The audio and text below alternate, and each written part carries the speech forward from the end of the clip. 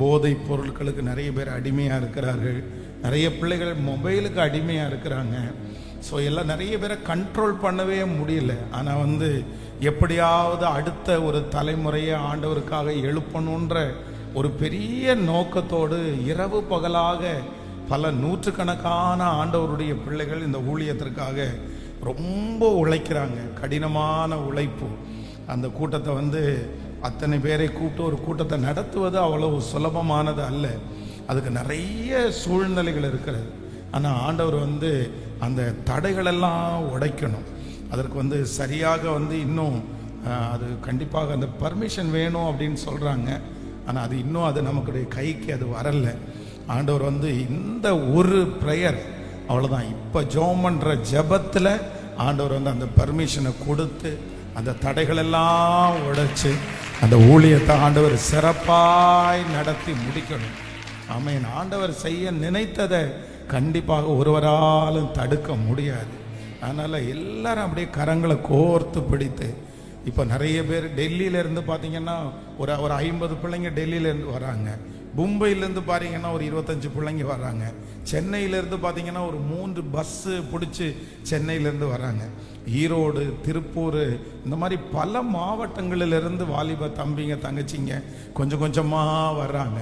ஆண்டவர் அதனால் இந்த கூட்டத்தை முன்னாடி நின்று ஆண்டவர் நடத்தணும். இதற்கு எந்த தடைகளும் வரக்கூடாது. எல்லா மனிதருடைய கண்களையும் கர்த்தர் தயவு கிடைக்க பண்ணணும். அதிகாரிகளுடைய கண்களை கர்த்தர் தயவு கிடைக்க பண்ணணும். எல்லாரும் கரங்களை கோர்த்து பிடித்து, ஆண்டவரே, உம்மால் ஆகாத காரியம் ஒன்றுமே இல்லை, ஒன்றுமே இல்லை. இது எங்களுக்காக அல்ல, எங்களுக்காக அல்ல, இது உங்க நாம மகிமைக்காக, உங்க நாம மகிமைக்காக, உங்களுக்காக ஒரு கூட்ட பிள்ளைகளை ஆயத்தப்படுத்தும்படியாய் கிறிஸ்துவுக்காக நிற்கிறதற்கு, அடுத்து உம்முடைய ராஜ்யத்தை அவர்கள் கொண்டு செல்வதற்கு, ஏசப்பா, இந்த காரியத்திற்கு நீர் எங்களை நம்புவீரானால், இந்த காரியத்திற்கு நீர் எங்களை நம்புவீரானால், இப்பொழுது உம்முடைய வல்லமை வெளிப்படுவதாக, உம்முடைய அற்புதம் வெளிப்படுவதாக, உம்முடைய கரம் அந்த இடத்துல வெளிப்படுவதாக. தடைகளை உடைக்கிறவர் நீர்தானே, ஜெபத்தை கேட்கிறவர் நீர்தானே. அப்பா, வலது கைக்கும் இடது கைக்கும் வித்தியாசம் தெரியாத அத்தனை லட்சம் ஜனங்களுக்கு நான் இறங்குவேன் என்று வாக்கு கொடுத்தீரே, இறங்குவேன் என்று வாக்கு கொடுத்தீரே. எங்க வாலிப பிள்ளைகளுக்காக இறங்கும் ஆண்டவரே, இந்த காரியத்திற்காக இறங்கும் ஆண்டவரே. நீர் எழும்பி நின்றால் தான் விடுதலை, நீர் வந்தால் தான் விடுதலை, நீர் உங்களுடைய கையை நீட்டினால் தான் விடுதலை, நீர் உங்களுடைய வாயை திறந்தால் தான் விடுதலை. இயேசுப்பா, இப்போ எங்களுக்கு நேர இருக்கிற வானம் திறக்கப்படுவதாக, வானம் திறக்கப்படுவதாக. எத்தனை நாட்களாக பிள்ளைகளுடைய ஜெபம், ராத்திரி பகலாக உம்முடைய பிள்ளைகளுடைய உழைப்பு, ஐயா, இது உங்க ராஜ்யத்திற்காக தான்ப்பா, உங்க ராஜ்யத்திற்காக தான்ப்பா. உங்களுக்கு சித்தமானால், ஆண்டவரே, நீர் இரக்கம் செய்வீரானால், இந்த காரியத்தை முன்னின்று சேனைகளின் கர்த்தராகிய நீர் நடத்தி வெற்றியாய் முடிக்க போகிறதற்காக ஸ்தோத்திரம். இதன் நிமித்தம் உங்க நாமம் மகிமைப்படட்டும் அப்பா. நீர் ஜெபத்தை கேட்கிறவர், நீர் செய்ய நினைத்தது ஒன்றும் அது தடைபடாது. உங்க கிருபை கூட இருக்கட்டும். இயேசுவின் மூலம் ஜெபம் ஏறெடுக்கிறோம் நல்ல பிதாவே, ஆமென். ஆண்டவர் உங்களை ஆசீர்வதிப்பார். விசேஷமாக இந்த வாலிபர் கூடுகைக்காக தயவு செய்து ஆண்டவருடைய பிள்ளைகள், இந்த 2 நாட்கள் தான் இருக்கிறது, புதன்கிழமை ஆரம்பமாகிறது. அதனால உங்களுடைய ஜெபத்தில் தாங்கும்படியாய் கேட்கிறேன். நிறைய பிள்ளைகள் இன்றையிலிருந்து உபவாசம் ஆரம்பிக்கிறார்கள். நான் நாளை செவ்வாய்க்கிழமை நைட்டு இரவு அந்த ஆயத்த ஜபத்தில் தான் நிறைய பேர் உபவாசத்தை முடிக்கிறாங்க. அதனால் நீங்கள் அனைவரும் அதில் ஜபத்திலே உபவாசம் இருந்து ஜெபம் பண்ண முடிஞ்சால் கூட அப்படி நீங்கள் ஜெபிக்கும்படியாய் உங்களை மிகவும் அன்போடு கேட்கிறேன். எல்லாரும் ரொம்ப பத்திரமாய் வரவும், ஆண்டவர் பாதுகாப்பை தரவும், ஆண்டவர் உங்களுக்கு என்ன ஜெப குறிப்பை சொல்கிறாரோ அந்த ஜெப குறிப்புக்காக நீங்கள் ஜெபியுங்கள். ஆண்டவர் பெரிய அற்புதத்தை நமக்காக செய்வாராக. ஆமென். இன்று விசேஷமாக மாலையிலே 5 மணிக்கு இந்த கடைசி வாலண்டியர்ஸ் மீட்டிங் நடைபெறுகிறது. இன்றைக்கு மாலை நடக்கிற அந்த வாலண்டியர்ஸ் மீட்டிங்கில் எல்லா வாலண்டியர்ஸுக்கும் அந்த பேட்ஜ் கொடுக்க போகிறோம்.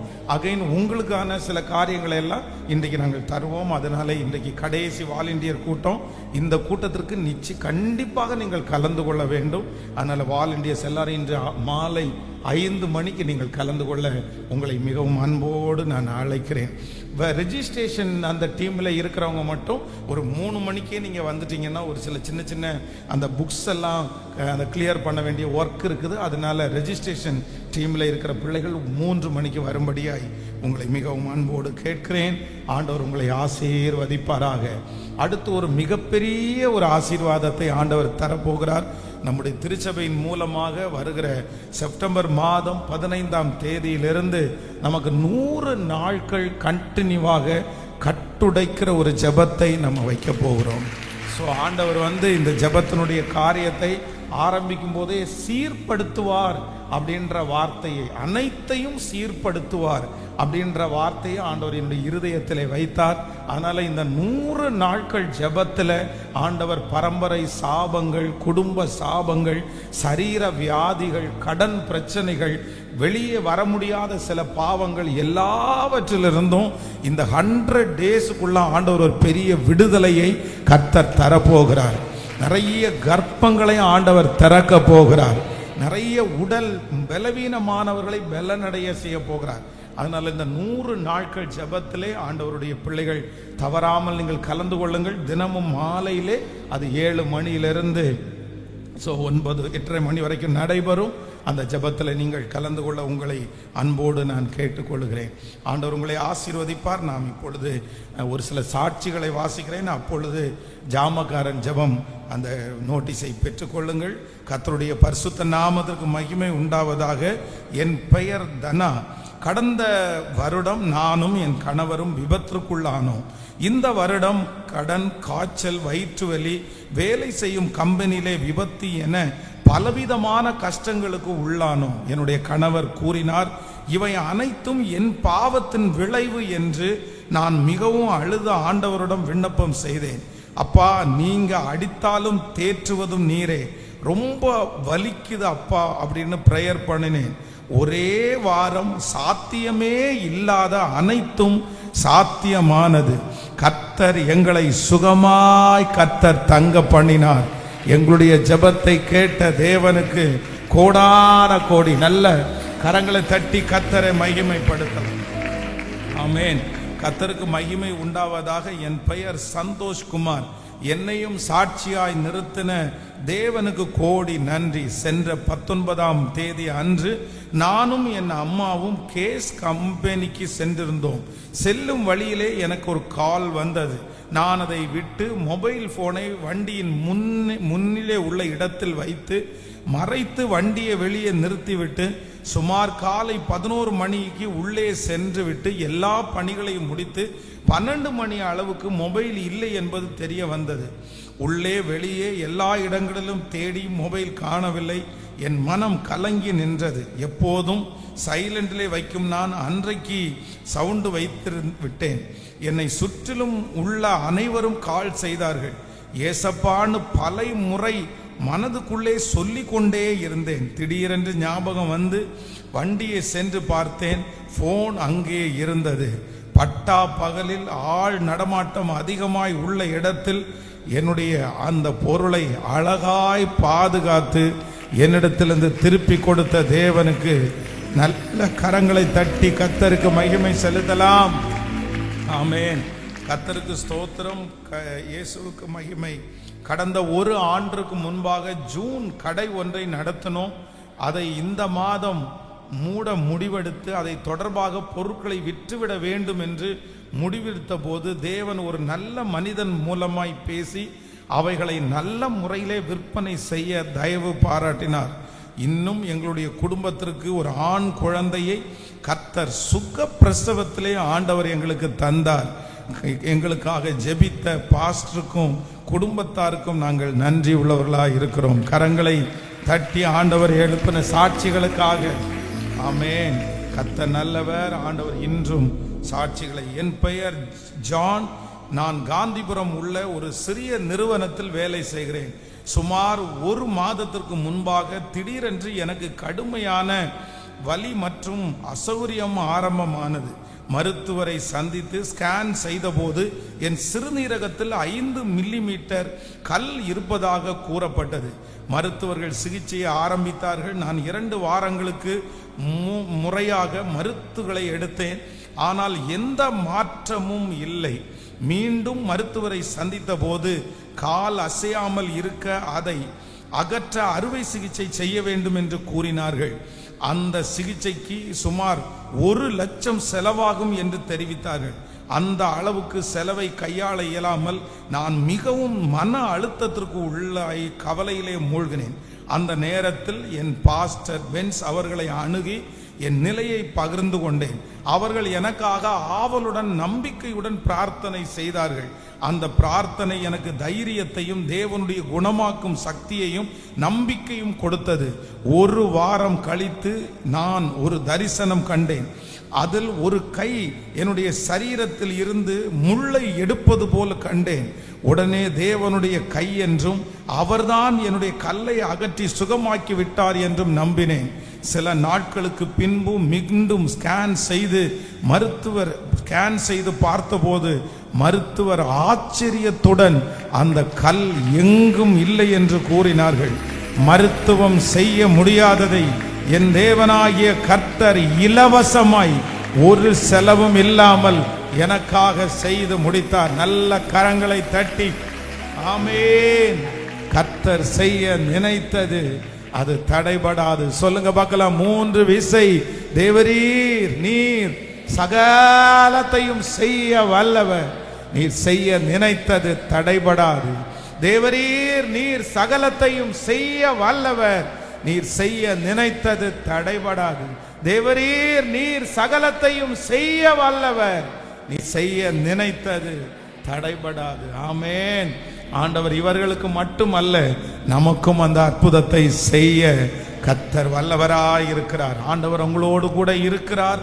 ஆண்டவர் உங்களை நடத்துவார். இந்த மாதம் கடைசி வரைக்கும் ஆண்டவர் நம்மை கொண்டு வந்தார். 1ஆம் தேதி வாக்குத்தத்த ஆராதனை உண்டு. ஆண்டவருடைய பிள்ளைகள் அதிலே கலந்து கொள்ளுங்கள். இந்த மாதம் நடத்தின தேவன் வருகிற மாதம் ஆச்சரியமாய் கர்த்தர் நிச்சயம் நடத்துவாராக. ஹல்லேலூயா. நேரடியாக ஆண்டவருடைய வார்த்தைக்கு நேராய் நாம் கடந்து போகிறோம். ஆண்டவர் என்னுடைய இருதயத்திலே வைத்த ஒரு வார்த்தையை நாம் சேர்ந்து நம்ம வாசிக்க போகிறோம். சங்கீதத்திலே 28வது சங்கீதம் 1வது வசனம் முதல் நம்ம வாசிக்க போகிறோம். 28வது சங்கீதம் ஆமென் 1வது வசனம் முதல் வாசிக்க போகிறோம். சேர்ந்து வாசிக்கலாம். என் கன்மலையாகிய கர்த்தாவே, உம்மை நோக்கி கூப்பிடுகிறேன்.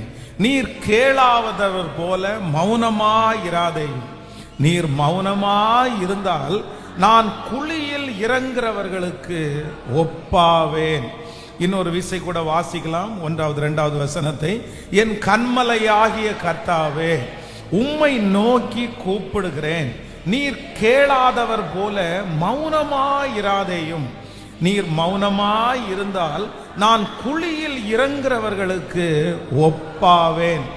நான் உம்மை நோக்கி சத்தமிட்டு உம்முடைய பரிசுத்த சந்ததிக்கு நேராக கை எடுக்கையில் என் விண்ணப்பங்களின் சத்தத்தை கேட்டருளும். ஆமென்.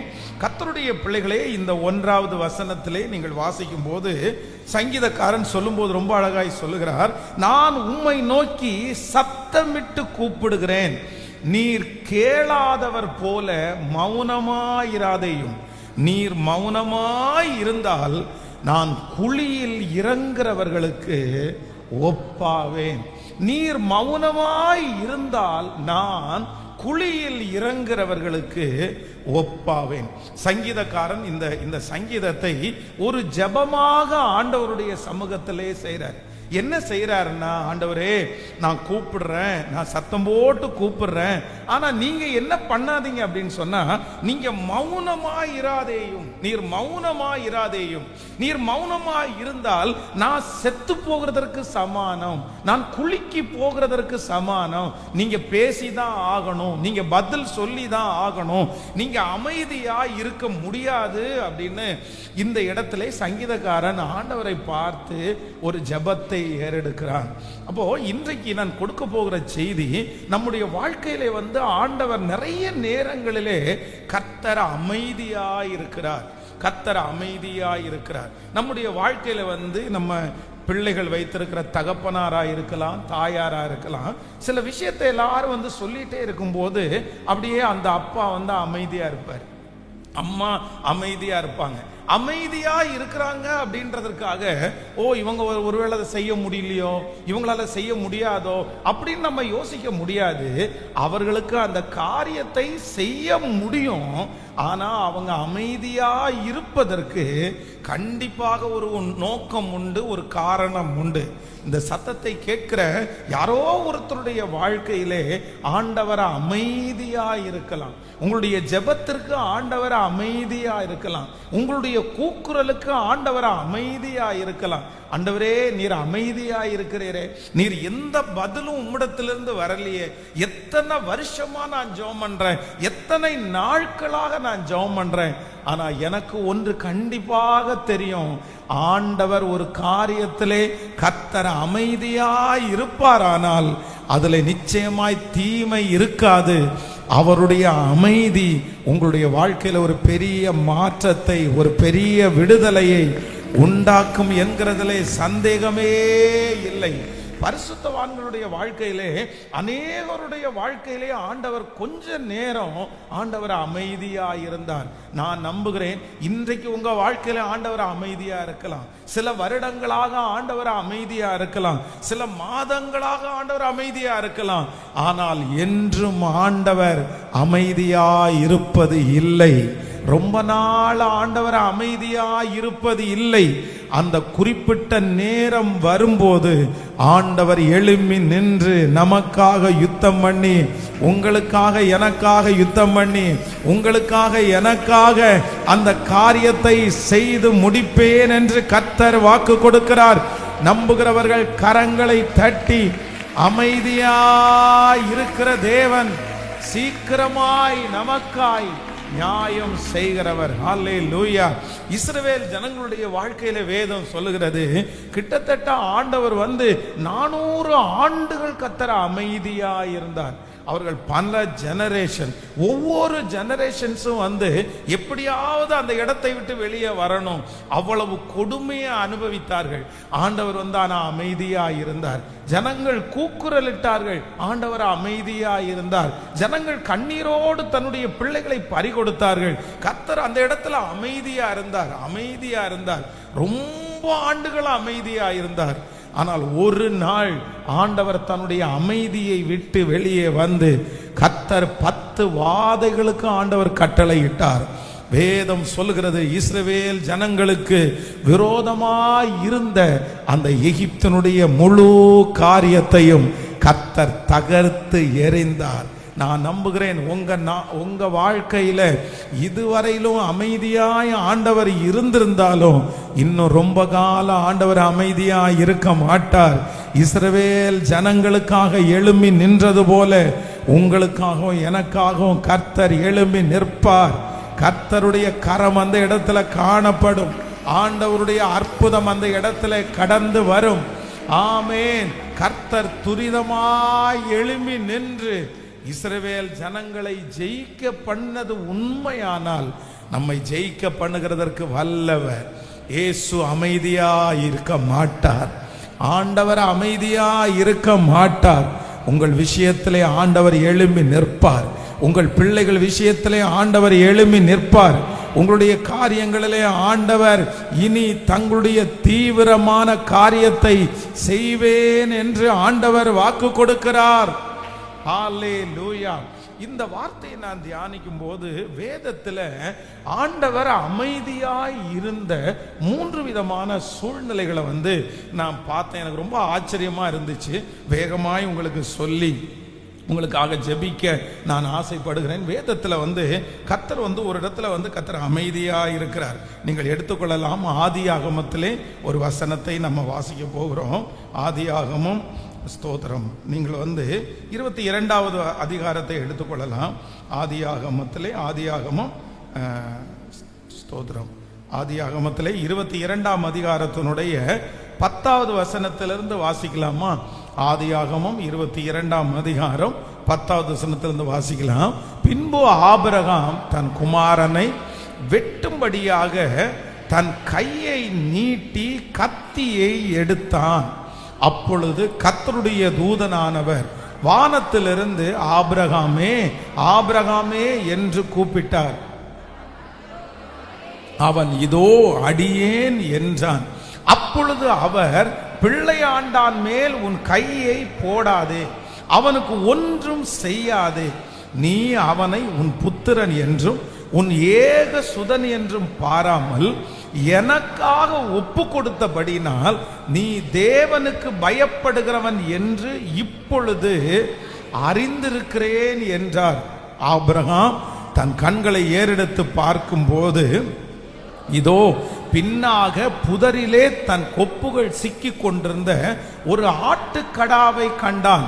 அப்பொழுது ஆபிரகாம் போய் கடாவை பிடித்து அதை தன் குமாரனுக்கு பதிலாக தகன பலியிட்டான். ஆமென். கர்த்தருடைய பிள்ளைகளே, இந்த இடத்திலே வேதம் சொல்லுகிறது, ஆண்டவருடைய ஒரு அமைதியை குறித்து நம்ம வாசிக்கலாம். ஆபிரகாமை குறித்து நமக்கு தெரியும். ஆண்டவர் அவனுடைய 100வது வயதிலே ஆண்டவருக்கு அவர் ஒரு குழந்தையை கர்த்தர் தந்தார். அந்த குழந்தையை குறித்து வேதம் சொல்லுகிறது, அவனுடைய ஏக சுதன் நேச புத்திரனான அந்த மனுஷன் 100வது வயதிலே தன்னுடைய குழந்தைய ஆண்டவர் தந்ததுனால தன்னுடைய எல்லா அன்பையும் தன்னுடைய எல்லா பாசத்தையும் அந்த பிள்ளை மேல ஆபிரகாம் அப்படியே கொட்டிட்டார். தன்னுடைய வாழ்க்கையில இருக்கிற ஒரே சந்தோஷம் ஆபிரகாமுக்கு அந்த ஈசாக்கு என்கிற பிள்ளை தான். சந்தோஷம், எல்லா ஆசீர்வாதம் எல்லாமே அது ஒண்ணுதான்.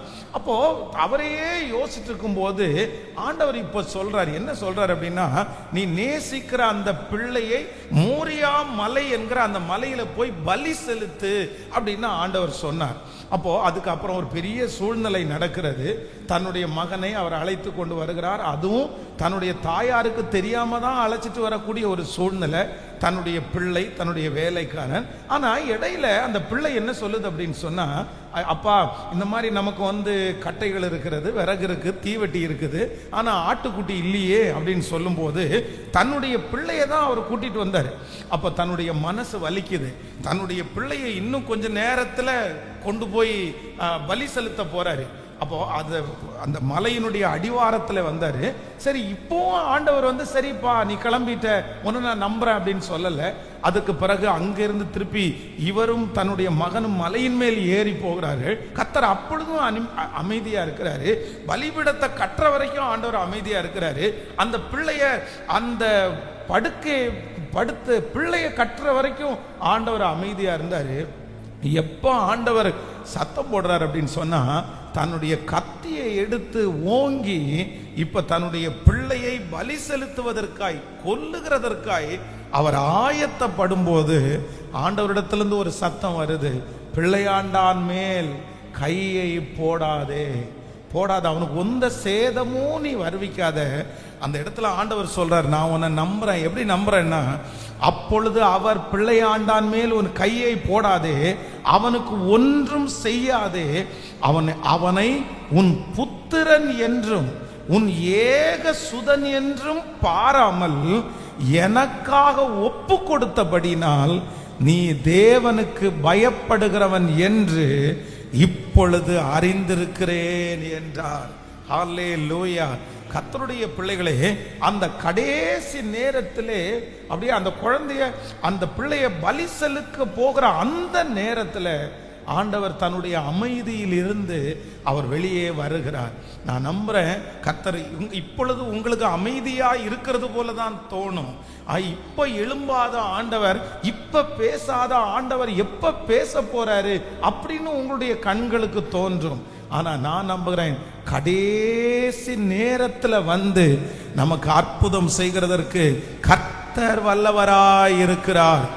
ஆபத்து காலத்தில் என்னை நோக்கி கூப்பிடு, நான் உன்னை விடுவிப்பேன், நீ என்னை மகிமை படுத்துவாய். கைகளை உயர்த்தி ஒரு ஹல்லேலூயா சொல்லலாம். அப்போ ஆபிரகாமை வந்து ஆண்டவர் வந்து எதற்காக ஆண்டவர் அமைதியா இருந்தார் அப்படின்னு சொன்னா, அவனை கடைசி வரைக்கும் ஆண்டவர் சோதித்து எப்படி நம்புறார் அப்படின்னு சொன்னா, நீ தேவனுக்கு பயப்படுகிறவன் என்று இப்பொழுது அறிந்திருக்கிறேன், இப்பொழுது அறிந்திருக்கிறேன். அப்போ நம்பர் 1, முதலாவதாக நம்முடைய வாழ்க்கையிலே ஆண்டவர் ஏன் அமைதியா இருக்கிறாரு, ஏன் கர்த்தர் மௌனமா இருக்கிறார்னா, நான் நம்புறேன் ஆபிரகாமை போல நம்மை முழுவதும் நம்ம ஒப்பு கொடுக்கிற வரைக்கும். அப்படின்னா என்னுடையது இல்லை, இந்த பொருள் என்னுடையது இல்லை, இந்த பலன் என்னுடையது இல்லை, இந்த திறமை என்னுடையது இல்லை, இந்த புகழ்ச்சி என்னுடையது இல்லை, என்னால உண்டாக்கப்பட்டது அல்ல என்று சொல்லி முழுக்க முழுக்க அவருடைய சமூகத்திலே நம்ம விழுகிற வரைக்கும் சில நேரத்தில் கர்த்தர் என்ன பண்றார் அப்படின்னு சொன்னா, கர்த்தர் அமைதியா இருக்கிறார். உங்க வாழ்க்கையில வந்து ஒரு குறிப்பிட்ட ஒரு சூழ்நிலைக்குள்ள நீங்க இருக்கும்போது ஆண்டவர் அமைதியா இருக்கிறத பார்த்து ரிட்டன் வந்துடாதீங்க, பின்னாடி போயிடாதீங்க. ஆண்டவரே ஏன் அப்படின்னு சொல்லிட்டு இதுவரைக்கும் நீ எழும்பவே இல்லையேன்னு சொல்லிட்டு உங்க மனசுல எந்த தாங்கலும் வேண்டாம்.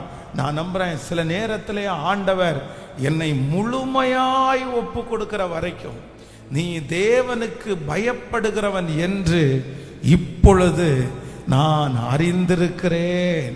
தேவன் நம்முடைய வாழ்க்கையிலே அமைதியா இருப்பதற்கு காரணம், நான் நம்புறேன் கர்த்தர் உங்களை சோதித்து கொண்டிருக்கிறார். ஆண்டவர் உங்களை சோதிச்சுட்டு இருக்கிறார். ஆனா நீங்களும் நானும் என்ன சொல்லணும் அப்படின்னா, நீர் என்னை சோதித்தாலும் என்னை பொன்னாக விளங்க பண்ணுகிறவர், பொன்னாக விளங்க பண்ணுகிறவர். கையை மேல உயர்த்தி சொல்லுங்க, ஆண்டவரே, ஆண்டவரே, கடைசி வரைக்கும் நீர் இரக்கம் செய்யும் வரைக்கும் நான் நிச்சயமா அமைதியா இருப்பேன். ஆண்டவரே, நான் உங்க கைக்குள்ள நான் அடங்கி இருப்பேன், நான் உங்களுக்கு கீழ்ப்படிவேன். ஆண்டவரே, நீர் உம்முடைய அமைதியை விட்டு திரும்புகிற வரைக்கும் ஆண்டவரே என்னிடத்துல என்ன ஒப்பு கொடுக்கணுமோ, என்னிடத்துல என்ன தாழ்த்தணுமோ, ஆண்டவரே நான் என்ன ஒப்பு கொடுத்துட்டே இருப்பேன். அது வரைக்கும் நீர் எனக்கு அமைதியா இருக்கிறீர் என்று எனக்கு தெரியும். ஆண்டவரே, எந்த நிலைமை வந்தாலும் கடைசி வரைக்கும் உம்மை விட்டு பிரிவதே இல்லை. ஹல்லேலூயா. ஆண்டவர் இன்னும் வந்து உங்களை தாழ்த்துவதற்கு ஆண்டவர் எதிர்பார்க்கிறார். இன்னும் ஆண்டவரை நீங்க நம்புறதற்கு ஆண்டவர் எதிர்பார்க்கிறார். இன்னும் ஆண்டவருக்கு நீங்க கீழ்ப்படுகிறத கர்த்தர் எதிர்பார்க்கிறார். உங்களுடைய கடைசி அர்ப்பணிப்பு வரையிலையும் ஆண்டவர் என்ன பண்றார் அப்படின்னா, கர்த்தர் கவனிக்கிறார். ஆண்டவர் கவனிக்கிறார். ஆண்டவருடைய பிள்ளைங்க ஒன்று ரொம்ப ஞாபகம் வைக்கணும், தேவனுடைய அமைதி எது வரைக்கும் போகும் தெரியுமா? ஆண்டவருடைய அமைதி எது வரைக்கும் நீடிக்கும் அப்படின்னு சொன்னா, நீங்க உங்களை முழுக்க முழுக்க சரண்டர் பண்ணுகிற வரைக்கும் கண்டிப்பாக அந்த அமைதி சில நேரத்தில் திரும்பவே திரும்பாது. கடைசி நேரம் வரைக்கும் ஒரு மகளை திருமணம் பண்ணி கொடுத்தார் ஒரு தகப்பனார். ஒரு மிகப்பெரிய வசதி உள்ளவர், பெரிய கோடீஸ்வரர், பெரிய பலம், அரசியல் பலம் உள்ள ஒரு மனுஷன் அவர். அப்போ தன்னுடைய பிள்ளைக்கு சண்டை போட்டு அந்த பிள்ளை வீட்டில் வந்தாச்சு. அப்போ வீட்டில் வரும்போது இவர் என்னென்னமோ முயற்சி எடுத்தார், எவ்வளவோ ஜெபம் பண்ணினார், எத்தனை பேரையோ கூப்பிட்டு பேசினார். ஆனால் கூட அதிலிருந்து ஒரு பெரிய விடுதலை வரல. அந்த கணவனும் அந்த பிள்ளையும் ஒன்று சேரவே இல்லை. அப்போ ஒரு காலகட்டத்தில் இவங்க ரெண்டு பேரும் பிரிஞ்சிருவாங்க அப்படின்ற ஒரு சூழ்நிலை வந்துருச்சு. அப்போ அவர் வந்து உடனே நினைச்சாராமா, இப்படி ஒருவேளை பிரிஞ்சிட்டாங்க அப்படின்னு சொன்னா என் மருமகனை நானே கொன்றுவேன், நான் ஆள் வச்சு அடிச்சு கொன்றுவேன், இல்லைன்னா நான் அவனை நேருக்கு நேரு போய் கத்தி எடுத்து வெட்டிடுவேன், அவனை பழி வாங்காம விட மாட்டேன். இப்படி நிறைய அவருக்குள்ள அந்த பழி வாங்குற எண்ணம் ஓடிட்டே இருந்துச்சாமா. ஆனா ஒரு நாள் ஆண்டவர் வந்து பேசினாராமா, நான் அமைதியா இருக்கிறது எதுக்கு தெரியுமா, உங்ககிட்ட இருக்கிற இந்த அர்ப்பணிப்பு முழுக்க முழுக்க நான் ஒன்றும் இல்லைன்னு நீ என்னைக்கு அர்ப்பணிக்கிறையோ அன்னைக்கு நான் உனக்கு இரக்கம் செய்வேன் அப்படின்னு ஆண்டவர் வாக்கு கொடுத்தாராமா. அன்றையிலிருந்து எல்லாத்தையும் அவர் தள்ளி வச்சிட்டாரு. அவருக்கு இருக்கிற அந்த கத்தி, அவர் வச்சிருந்தது எல்லாத்தையும் தூர வச்சுட்டு ஒவ்வொரு நாளும் ஆண்டவரிடத்துல அர்ப்பணிச்சார். என்னுடைய குறைகளை மன்னிங்க ஆண்டவரே, என்னுடைய குற்றங்களை மன்னிங்க ஆண்டவரே, நான் என்னால் எதுவும் பண்ண முடியாது, நான் எதுவும் செய்ய முடியாது, என் பிள்ளைய நான் வளர்த்துறது மட்டும்தான் என்னால் முடியும், மற்றது நீங்கள் தான் செய்ய முடியும். ஒரு பெரிய ஆச்சரியம் என்ன அப்படின்னா, எந்த மருமகன் அந்த பொண்ணு வேண்டான்னு சொன்னாரோ அந்த மருமகன் இல்லை நான் திரும்பவும் சேர்ந்து வாழ்கிறேன்னு சொல்லி அந்த குடும்பம் இன்றைக்கு ஒன்றாக்கப்பட்டிருக்கிறது. ஆண்டவருடைய பிள்ளைகளே, கர்த்தர் யாரோ ஒருத்தரிடத்தில் நேருக்கு நேர் பேசுகிறார். கர்த்தர் நேரடியாய் வாக்கு கொடுக்கிறார். நான் அமைதியாய் இருப்பதற்கு ஒரு காரணம் உண்டு, உங்களை முற்றிலுமாய் கீழ்ப்படிவதற்கு நேராய் கர்த்தர் அனுமதிக்கிறார். ஹல்லேலூயா. நீங்கள் கீழ்ப்படுகிற வரைக்கும் ஆண்டவர் அமைதியா இருப்பார். ஆனா நீங்க கீழ்ப்படிஞ்சிட்டீங்கன்னா அவருடைய அமைதியை விட்டு ஆண்டவர் மனம் மாறுவார். கர்த்தர் மனம் இறங்குவார். அவருடைய அமைதி கலைக்கப்படும். கர்த்தர் நம்மிடத்தில் எதிர்பார்க்கிறார், நீ இப்பொழுது கீழ்ப்படிந்தவன், எனக்கு நீ கீழ்ப்படுகிறவன். உன் பிள்ளையை விட என்ன முக்கியத்துவப்படுத்துறப்பா, உன் குடும்பத்தை விட நீ என்ன முக்கியத்துவப்படுத்துறப்பா, உனக்கு இருக்கிற எல்லாவற்றை விட நீ என்ன முக்கியத்துவப்படுத்துறேன்னு நான் இப்போ அறிஞ்சிருக்கிறேன். ஹல்லேலூயா. ஆண்டவர் ஒரு சில வேளைகளில் இந்த சத்தத்தை கேட்கிற உங்களை கர்த்தர் சோதிச்சுட்டே இருப்பாரு. சோதிக்கிற நீங்க கேட்டுட்டே வந்திருக்கலாம், ஆண்டவரே ஏன் அமைதியா இருக்கிறீங்க, ஏன் அமைதியா இருக்கிறீங்க. கர்த்தர் சொல்கிறார், முழுமையாய் ஒப்பு கொடுக்கிற வரைக்கும் அவர் அமைதியா இருக்கிறவர். ஆமென். சொல்லுங்க பார்க்கலாம், கையை உயர்த்தி, என்னுடைய முழுமையும் நான் ஒப்பு கொடுக்கிறேன் ஆண்டவரே, என்னுடைய முழுமையும் ஒப்பு கொடுக்கிற ஆண்டவரே. இனி கொஞ்சம் பலன் கூட என்னிடத்திலே செயல்படாது, இனி கொஞ்சம் ஞானம் கூட என்னிடத்திலே செயல்படாது ஆண்டவரே. எல்லாம் செய்கிறவன் நீர் ஆண்டவரே. என்னுடைய பலத்தினால் அல்ல, உம்முடைய பலத்தினால் எல்லாம் ஆகும். சொல்லுங்க அப்பா, நான் கீழ்ப்படிவேன், நான் கீழ்ப்படிவேன், நான் வாழ்ந்து காட்டுவேன்.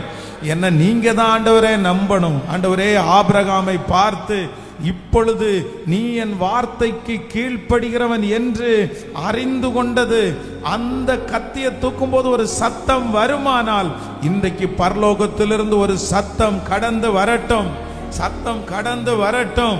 அப்பா, உம்முடைய மௌனத்தை விட்டு, உம்முடைய அமைதியை விட்டு நீர் வெளியே வருவீராக.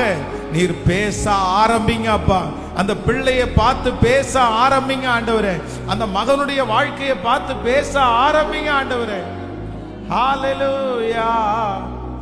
நான் கீழ்ப்படிவே, இன்றே செயல்படுவே. பாடுவோம்.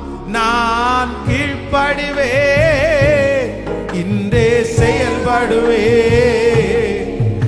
இனி வாழ்ந்து காட்டுவே. என்ன நம்புங்கப்பா, சொல்லுவோம். இனி வாழ்ந்து காட்டுவே. என்ன நம்புங்கப்பா, என்ன நம்புங்கப்பா. ஐயா மேலதடி என்ன நம்புங்கப்பா, என்ன நம்புங்கப்பா. முச்செடியில் பக்தன் மோசேக்கு தரிசனம் தரவில்லையா, கண்மலையில் தீர்க்கன் எலியாவுக்கு வல்லமை தரவில்லையா, காலஞ்சியத்தில் வந்த கீதியோனுக்கு வார்த்தையும் தரவில்லையா, காத்திருக்கும் உம்மடியாருக்கு பதில் ஒன்றுமே இல்லையா, காத்திருக்கும் உம்மடியாருக்கு பதில் ஒன்றுமே இல்லை. இப்ப சொல்லுவோம். என்ன நம்புங்கப்பா, என்ன நம்புங்கப்பா, என்ன நம்புங்கப்பா, என்ன நம்புங்கப்பா. இனி வாழ்ந்து காட்டுவே, என்ன நம்புங்கப்பா, இனி வாழ்ந்து காட்டுவே, என்ன நம்புங்கப்பா. ஹல்லேலூயா. ஆண்டவருடைய அமைதி எப்போ ஆண்டவர் பேச ஆரம்பிப்பார் அப்படின்னு சொன்னா 100%, 100% ஒப்பு கொடுக்கிற வரைக்கும் சில நேரத்தில் ஆண்டவர் எப்படி இருப்பாருன்னு சொன்னா கர்த்தர் அமைதியாவே இருப்பார், அமைதியாவே இருப்பார். நீங்க செக் பண்ணி பாருங்க, நீங்க செக் பண்ணி பாருங்க. ஆண்டவர் உங்க வாழ்க்கையில அமைதியா இருப்பதற்கு உங்க வாழ்க்கையில எது தடையா இருக்குது, எது தடையா இருக்குது, எதுல நீங்க இன்னும் இறங்காம இருக்கிறீங்க, எதுல நீங்க இன்னும் கீழ்ப்படியாம இருக்கிறீங்க, எதுல நீங்க இன்னும் ஒப்பு கொடுக்காம இருக்கிறீங்க. இந்த ஆபிரகாம் நினைச்சிருந்தார் அப்படின்னு சொன்னா பாதி வழியில விட்டுட்டு போயிருக்கலாம். வேண்டாம், இப்படியுமா ஆண்டவரை, இதுவரைக்கும் நீங்க என்ன புரிஞ்சுக்கலையா? நான் பாருங்க, மனைவிக்கு தெரியாம பாருங்க பிள்ளைய கூட்டிட்டு வர்றேன், இப்ப நீங்க பேசக்கூடாதா ஆண்டவரே? சரி, அதுவும் பரவாயில்ல. வழியில இருக்கும்போது இந்த பிள்ளை கேக்குது இல்ல, அப்ப பேசக்கூடாதா ஆண்டவரே? நான் மலையினுடைய அடிவாரம் வரைக்கும் வந்திருக்கேன்ல, இப்ப நீங்க என்ன நம்பலையா ஆண்டவரே? இப்ப நம்மள பாருங்க, நம்முடைய பிள்ளைகள் கூட சில நேரத்துல இந்த நம்பல அப்படின்னு இருக்காங்க பாருங்க. இந்த ஒரு சூழ்நிலை அவர்களால கரெக்டா கையாளவே முடியாது. நம்மள நம்பல அப்படின்றது நமக்கு ரொம்ப கஷ்டமா இருக்கும். நீங்க நீங்க இந்த மாதிரி சிவானந்த காலனி வரைக்கும் வரீங்களா அப்படின்னு ஒருத்தர் கேட்குறாங்க. ஆமா நான் வர்றேன் அப்படின்னு சொல்லிட்டீங்கன்னு வைங்களேன். நீங்க கிளம்பிட்டீங்க, பாதி வழி வரைக்கும் போயிட்டீங்க, ஆனா ஆப்போசிட்ல இருக்கிறவங்க இன்னும் நீங்க கிளம்பலையா? உடனே என்ன நான் கிளம்பி வந்துட்டேன், இல்ல பாதியோடு இல்ல, எனக்கு என்னமோ நம்பிக்கை இல்லை, நீங்க வந்ததுக்கு அப்புறம் தான் நான் நம்புவேன் அப்படின்னு சொன்னா நமக்கு நிறைய பேருக்கு கஷ்டமா இருக்கும். அப்ப நான் என்ன நம்புறேன், நான் இந்த ஆபிரகாம் வீட்டுல இருந்து கிளம்பிட்டாரு, பிள்ளையினுடைய வார்த்தையை கூட ஒரு பெரிய விஷயமா எடுக்காம வந்துட்டாரு, இப்ப மலையினுடைய அடிவாரத்துல வந்துட்டாரு. ஆனா ஆண்டவர் அமைதி அமைதி அமைதி அமைதி அமைதி. எது வரைக்கும் ஆண்டவர் அமைதி அப்படின்னு சொன்னா கையில கத்திய தூக்குற வரைக்கும் ஆண்டவர், கத்திய தூக்குற வரைக்கும் மட்டும் கிடையாது, எப்படி ஓங்கி தன்னுடைய கையை எடுத்து அப்படியே அந்த பிள்ளைய பலி செலுத்துக்க போகிற வரைக்கும் ஆண்டவர் என்னவா இருக்காருன்னா அமைதியா இருக்கிறாரு. காரணம் என்னன்னா இப்ப சொல்றாரு, நீ கீழ்ப்படுகிறவன் என்று, கர்த்தருக்கு பயப்படுகிறவன் என்று நான் இப்பொழுது அறிஞ்சிருக்கிறேன்ப்பா. யாரையோ ஒருத்தரை பார்த்து ஆண்டவர் பேசுறாரு, யாரோ ஒருத்தருக்கு ஆண்டவர் பேசுறாரு. சிஸ்டர், ஆண்டவர் அமைதியா இருக்கிறதுக்கு ஒரு காரணம் உண்டு. பிரதர், அமைதியா இருக்கிறதுக்கு ஒரு காரணம் உண்டு. எங்கேயோ 1%, எங்கேயோ ஒரு இடத்துல நீங்க இன்னும் ஆண்டவருக்கு ஒப்புரவாகாம இருக்கிறீங்க, இன்னும் ஆண்டவருக்கு நீங்க கீழ்ப்படியாம இருக்கிறீங்க, இன்னும் அந்த காரியத்துல நீங்க விட்டு கொடுக்காம இருக்கிறீங்க, இன்னும் அந்த இடத்துல நான் தான் அப்படின்னு நிக்கிறீங்க, இன்னும் அந்த இடத்துல எனக்கு எனக்கு அப்படின்னு நீங்க நிறைய பேர் நிக்கிறீங்க. ஆனா ஆண்டவர் வாக்கு கொடுக்கிறார், அந்த ஒரு இடத்துல கீழ்ப்படுகிற வரைக்கும் இந்த காரியத்துல ஆண்டவர் அமைதியை விட்டு திரும்பவே முடியாது. ஆனா 100% நீங்க ஒப்பு கொடுத்தீங்கன்னு தெரிஞ்சிருந்துச்சுன்னா அதற்கு பிறகு ஒரு நிமிஷம் கூட ஆண்டவர் என்னவா இருக்க மாட்டாருன்னா கர்த்தர் அமைதியா இருக்கவே மாட்டார். உங்களுக்கு தெரியும், உங்களுக்கு தெரியும், உங்களை ஆண்டவர் நடத்துகிற பாதை உங்களுக்கு தெரியும், எந்த இடத்துல நீங்க ஒப்பு கொடுக்கணும்னு ஆண்டவருக்கு தெரியும். ஏதோ ஒரு வாலிப தம்பி தங்கச்சி உன்னுடைய வாழ்க்கையில இதை மட்டும் நீ பிடிச்சு வச்சிருக்கலாம், இந்த ஒரு சின்ன காரியத்தை மட்டும் பிடிச்சு வச்சிருக்கலாம். ஆண்டவரே இதை மட்டும் எனக்கு விட்டு தாருங்க, நான் தான் 90% நான் உண்மையா இருக்கேன்ல, இது எல்லாத்துலயும் உண்மையா இருக்கேன்ல, இந்த இடத்துல நான் இறங்கி போக முடியாது. எப்படி ஆண்டவரே நான் இறங்கி போக முடியும்? எப்படி ஆண்டவரே நான் தாழ்ந்து போக முடியும்? என்னால முடியாது ஆண்டவரே, நீங்க பேசாதீங்க, இதை குறித்து நான் முடியாது, முடியவே முடியாது, என்னால இறங்கவே முடியாது, நான் அந்த அளவுக்கு நான் பாடுபட்டு இருக்கிறேன், நான் அந்த அளவுக்கு மன வருத்தப்பட்டு இருக்கிறேன், நான் இதுக்கு மேல எங்க தாழ்ந்து போறது அப்படின்ற ஏதோ ஒரு நீதி உங்களுக்குள்ள இருக்கலாம், ஏதோ ஒரு நீதி உங்களுக்குள்ள இருக்கலாம். இந்த நான் இதுக்கு மேல எங்க, இதுக்கு மேல எங்க? ஆனா ஆண்டவர் அமைதியா இருந்தார். 100% அந்த காரியத்தை கொண்டு வந்து கடைசில ஆபிரகாம் முடிக்கிற வரைக்கும் கர்த்தர் அமைதியா இருந்துட்டு கடைசில சொல்லுகிறார், நீ தேவனுக்கு பயப்படுகிறவன் என்று இப்பொழுது நான் அறிந்திருக்கிறேன். இந்த சத்தத்தை கேட்கிற நிறைய பேரை பார்த்து ஆண்டவர் இதே வார்த்தையை சொல்ல போகிறார். இந்த மாதம் முடிகிறதுக்குள்ள கர்த்தர் சொல்ல போகிறார். இந்த ஆண்டு முடிகிறதுக்குள்ள கர்த்தருடைய அமைதியை விட்டு ஆண்டவர் திரும்ப போகிறார். உங்கள் பிள்ளையின் விஷயத்திலே கர்த்தர் இனி அமைதியா இருப்பது இல்லை. உங்களுடைய கடன் விஷயத்திலே இனி கர்த்தர் அமைதியா இருப்பது இல்லை. உங்களுக்கு விரோதமாய் நடக்கிற அந்த யுத்தத்தில் ஆண்டவர் இனி அமைதியா இருப்பது இல்லை. உங்களுடைய எதிராளி விஷயத்தில் ஆண்டவர் இனி ஹல்லேலூயா கர்த்தர் அமைதியா இருக்க மாட்டார். ஆண்டவர் எழும்பி நிற்பார். ஆண்டவர் அவருடைய வார்த்தையினாலே பதிலை கர்த்தர் அனுப்புவார். கர்த்தர் எச்சரிப்பார். கர்த்தர் உங்களை கர்த்தர் தட்டி கொடுத்து எந்த காரியத்திற்காக நீங்கள் வருத்தப்படுகிறீர்களோ அந்த காரியத்திலே நன்மை உண்டாகும், நன்மை உண்டாகும். அந்த காரியத்திற்கு நன்மையை கர்த்தர் செய்வார். ஆண்டவர் அமைதியா இல்லை என்கிறதை நீங்கள் சீக்கிரமாய் அறிந்து கொள்ளுவீர்கள், அறிந்து கொள்ளுவீர்கள். உங்களை சுற்றி இருக்கிறவர்கள் கூட சொல்லுவார்கள், இவர்கள் தேவன், இவர்கள் ஆராதிக்கிற தேவன் அமைதியாக இல்லை என்று சொல்லுகிற அந்த நாள் சீக்கிரமாய் வரப்போகிறது. ஹல்லேலூயா. ஆண்டவர் என்ன எதிர்பார்க்கிறார் அப்படின்னா 100%, 100% கீழ்ப்படிதல் அப்படின்றது பாதி வழியில நின்றுட்டு அல்ல. இன்னும் அதான் சாத்ராக் மேஷாக் ஆபேத் நேகோ குறித்து வேதம் சொல்கிறது, அவர் இந்த அக்கினி சூளைக்கு எங்களை தப்புவித்தாலும் தப்புவியாமற் போனாலும் நாங்கள் நிச்சயமா இந்த காரியத்தை செய்வதில்லை. 100%, 100%. எல்லாரும் ஒரு 3 பேருடைய கையை பிடிச்சு சொல்லுங்களேன், ஆண்டவர் உங்களிடத்துல 100க்கு 100 ஆண்டவரை எதிர்பார்க்கிறார். சொல்லுங்க, 100க்கு 100 ஆண்டவரை எதிர்பார்க்கிறார். உங்களை கழுவணும் அப்படின்னு சொன்னா எந்த நீதியும் நம்மகிட்ட இருந்துடக்கூடாது. அப்படின்னா இப்ப இதனாலதான் இப்படி செஞ்சேன். நமக்கு சில நேரங்கள்ல என்ன இருக்கும் அப்படின்னு சொன்னா, ஏதாவது ஒன்ன செஞ்சுட்டு நம்ம நிறைய பேர் நிரூபிப்போம்.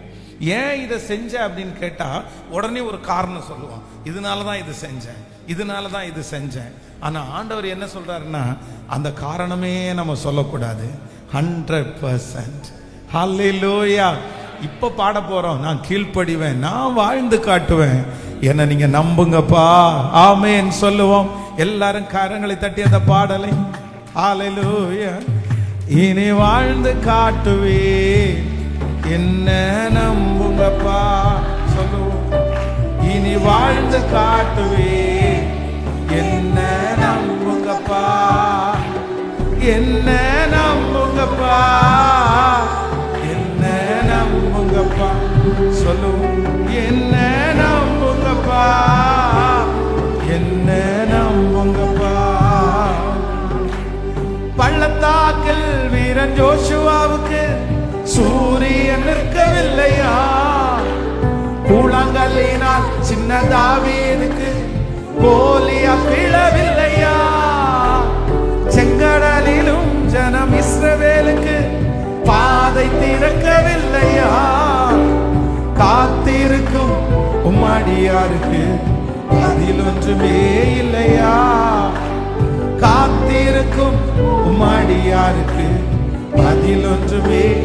கைகளை மேல தட்டி சொல்லும், என்ன நம்புங்கப்பா. ஸ்தோத்திரம். திரும்ப திரும்ப நம்புங்க ஆண்டவரே.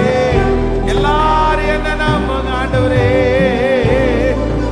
என்ன நம்புங்க ஆண்டவரே சொல்லிக்கொண்டே. நன்றி அப்பா, என்ன நம்புங்கப்பா. ஹல்லேலூயா. சில காரியத்தை ஆண்டவர் 100%, 100% நம்முடைய அர்ப்பணிப்பு அதை கர்த்தர் எதிர்பார்ப்பார். ஆமென். நான் இடையில பாதி வழியில நம்ம விட்டுட்டு போக முடியாது. பாதி வழி வரைக்கும் வந்துட்டு செஞ்சிருங்க ஆண்டவரே, இனி நான் செய்வேன் நம்பிக்கை இல்லையா, இவ்வளவு நாள் நான் செஞ்சிருக்கிறேனே, இனி நான் செய்ய மாட்டேனா அப்படின்னு நம்ம சொல்ல முடியாது. ஆண்டவர் என்ன பண்றாருன்னா எதிர்பார்க்கிறார். அது உங்களுக்கு மட்டும்தான் தெரியும், மற்றவங்களுக்கு யாருக்குமே தெரியாது. நம்மளை பார்த்து நிறைய பேர் பரிதாபப்படுவாங்க. நிறைய பேர் நம்மளை பார்த்து இவ்வளவு ஜெபம் பண்றீங்களே, உங்களுக்கு ஏன் இது நடக்காம போச்சு அப்படின்னு நம்மளை பார்த்து நிறைய பேர் கேள்வி கேட்பாங்க. என்ன இந்த மாதிரி இந்த மனுஷனை ஒரு சோதனைக்குள்ள நடத்துறாரு அப்படின்னு நம்ம நிறைய பேர் நம்மளை பார்த்து நம்மளை ரொம்ப பரிதாபமா நிறைய பேர் பார்ப்பாங்க.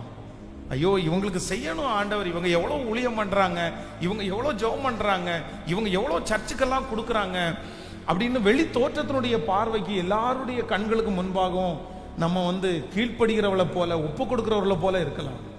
ஆனா உண்மையாகவே வேதம் சொல்கிறது, மனிதனோ முகத்தை பார்க்கிறான், கர்த்தரோ. ஆண்டவர் ஒரு நாள் நியாயக்கேடு நமக்கு செய்யவே மாட்டார். நமக்கு தீமை ஒரு நாள் ஆண்டவர் செய்யவே மாட்டார். எத்தனை பேர் ஆமோதிக்கிறீர்கள்? நம்முடைய தேவன் நமக்கு தீமை செய்கிற தேவன் அல்ல. அவருடைய கையில ஒரு நாள் அநீதி இல்லை.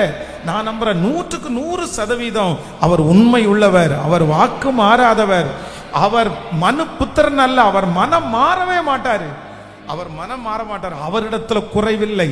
என் தேவனிடத்துல பழுது ஒன்றுமே இல்லை. ஆண்டவரிடத்துல எப்படி பழுது இருக்க முடியும்? அவரிடத்துல பழுது ஒன்றும் இல்லை.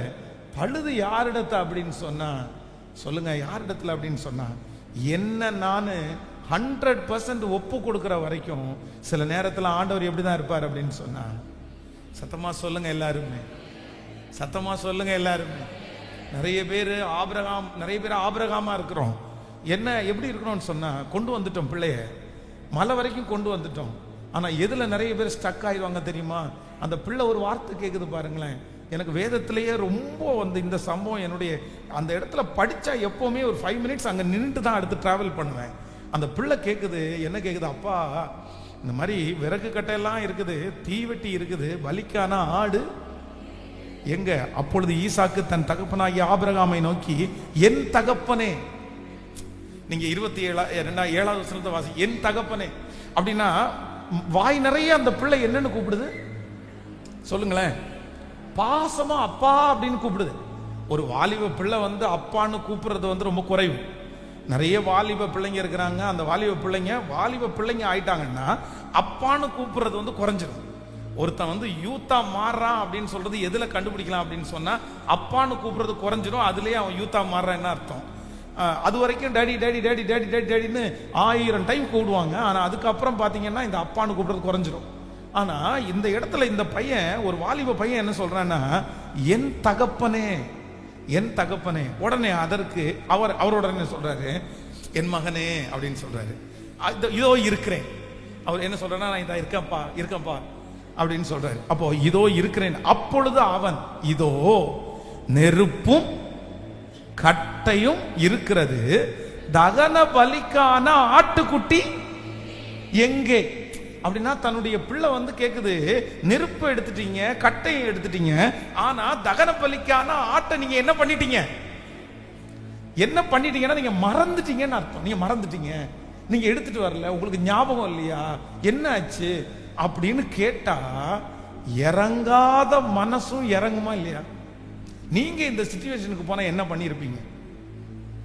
உடனே அந்த இடத்துல ஒரு 5 நிமிஷம் உட்காருப்பான்னு தனியா போயிட்டு ஆண்டவரத்துல ஜெபம் பண்ணி, இன்னுமா என்ன நம்பாம இருக்கிறீங்க? இன்னுமா என்ன நம்பாம இருக்கிறீங்க? இந்த பிள்ளை எப்படி கேக்குது பாருங்க. இந்த பிள்ளைய பலி செலுத்தல அவசியம் இல்லைன்னா நான் கூட்டிட்டு வந்திருப்பேனா? அப்படின்னா கூட்டிட்டு வர மாட்டேன் ஆண்டவரே. உங்களை நான் 100% உங்களுக்கு கீழ்ப்படுகிறேன். எனக்கு பிள்ளைய விட நீங்க தான் ஆண்டவரே முக்கியம். ஆனா இந்த பிள்ளை பேசுறது பார்த்தா எனக்கு கஷ்டமா இருக்கு ஆண்டவரே. ஆனா ஆபிரகாம் ஒன்றும் செய்யல. அடுத்து திரும்ப டிராவல் பண்றாரு. மலை வரைக்கும் டிராவல் பண்ணி கீழே அடிவாரத்துல வந்துட்டாங்க. அங்க வேலைக்காரங்களை நிப்பாட்டிட்டு என்ன சொல்றாருன்னா, நானும் என்னுடைய மகனும் போய் தகன பலியை செலுத்திட்டு நாங்க என்ன பண்ணுவோம்? திரும்பி அவருடைய டிராவல் பாருங்க, நிக்கவே இல்லைங்க. எது வரைக்கும் நிக்கல தெரியுமா? நான் நம்புறேன் அந்த பிள்ளைய அந்த கட்டை மேல வச்சு கட்டும் போது சிரிச்சுட்டா கட்டியிருப்பாரு, இல்ல பெரிய வெறியோடைய கட்டியிருப்பாரு. 100 இயர்ஸ், 100 வயது தாண்டி கிடைக்கிற பிள்ளை, அதுவும் தன்னுடைய பாசம் மொத்தத்தையும் அங்க கொட்டிட்டாரு. ஆண்டவரே சொல்லும் போது என்ன சொல்றாரு அப்படின்னா, உன்னுடைய ஏகசுதன் நேசகுமாரன். ஏகசுதன், இந்த லவ் வேர்ட்ஸுக்கு அவ்வளவு மீனிங். தன்னுடைய இது எல்லாத்தையும் அந்த பிள்ளைக்கு கொட்டிட்டாரு. ஆனா ஆண்டவர் அமைதியா இருக்கிறாரு. போ போ போ, இன்னும் அர்ப்பணி, இன்னும் விட்டு கொடு, இன்னும் தாழ்ந்து போ, இன்னும் இறங்கு, இன்னும் மேல போ. எது வரைக்கும் தெரியுமா? எது வரைக்கும்? கத்திய ஓங்குற வரைக்கும். ஓங்குற வரைக்கும். யாரோ ஒருத்தர் பாதி வழியில நீங்க நின்றுட்டு விசுவாசத்தை துவங்கிட்டீங்க, விசுவாச ஓட்டத்தை துவங்கிட்டீங்க, பாதி வழியில நின்றுட்டு இப்ப நீங்க இறங்குங்க ஆண்டவரே, இறங்குங்க ஆண்டவரே.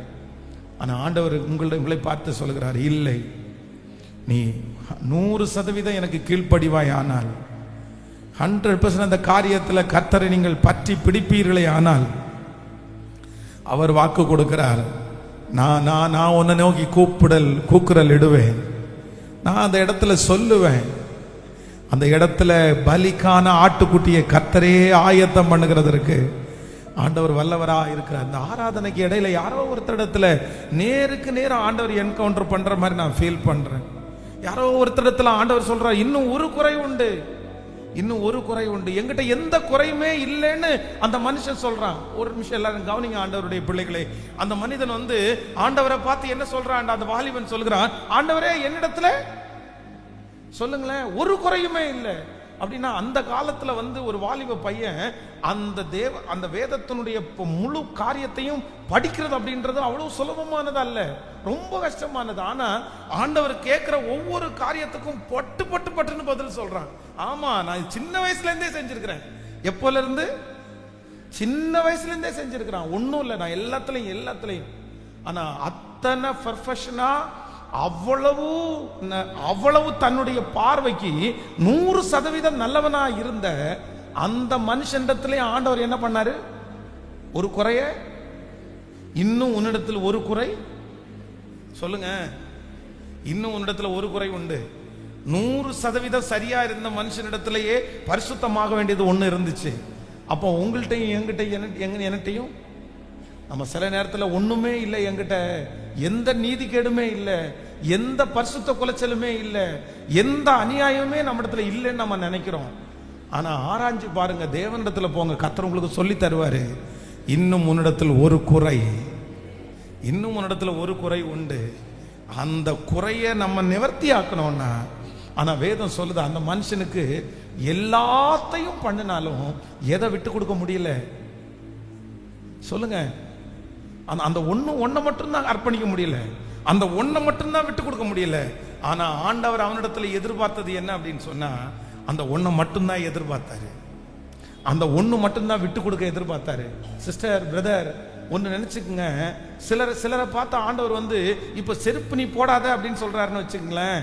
இப்ப இங்க இருக்கிறவங்க பார்த்து, நிறைய பேரை பார்த்து, நீ ஷூவே யூஸ் பண்ணக்கூடாது, நீ செப்பல் தான் போடணும் அப்படின்ற மாதிரி ஆண்டவர் சொல்லிட்டாருன்னா, கிட்டத்தட்ட 80% பேரு அவ்வளவுதான், ஆமா நான் செருப்பு நான் இனி ஷூ போட மாட்டேன், செருப்பு போடுவேன்னு ஒப்பு கொடுத்துருக்கலாம். ஆனா ஏதோ ஒரு 10 பேர் இருப்பாங்க, அவங்க நான் உதாரணத்துக்கு சொல்றேன், அதையே தான் பழகி இருப்பாங்க, அதுலயே அவங்க அடிமைத்தனமா இருப்பாங்க. இவங்கெல்லாம் ஈஸியா விட்டுருப்பாங்க, எப்பா ஷூக்கு மாத்தி செருப்பு போடுறது என்ன பெரிய விஷயம்னுவாங்க. ஆனா அந்த மனுஷனால அதை விட்டு கொடுக்க முடியாது.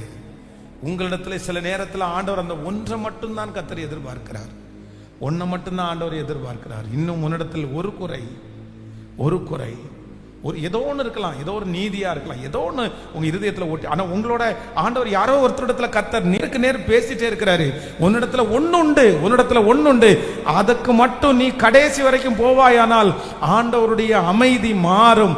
கர்த்தர் பெருவெள்ளம் போல சத்தமிட்டு பேசுவார், உங்க பிரச்சனைக்கு நேராக ஆண்டவர் பேசுவார். கர்த்தர் அமைதியா இருக்க மாட்டார், அவர் அமைதி உள்ள தேவன் அல்ல, அவர் பார்த்து விட்டு சும்மா இருக்கிற தேவன் அல்ல, எனக்காக நீதி செய்கிற கர்த்தர் அவர். அல்லேலூயா. ஒப்பு கொடுக்குறவங்க அப்படியே கண்களை மூடி, நீங்க யாரோ ஒருத்தரிடத்துல ஆண்டவர் பேசுவாருன்னா அந்த விஷயத்தை ஆண்டவரிடத்துல சொல்லுங்க.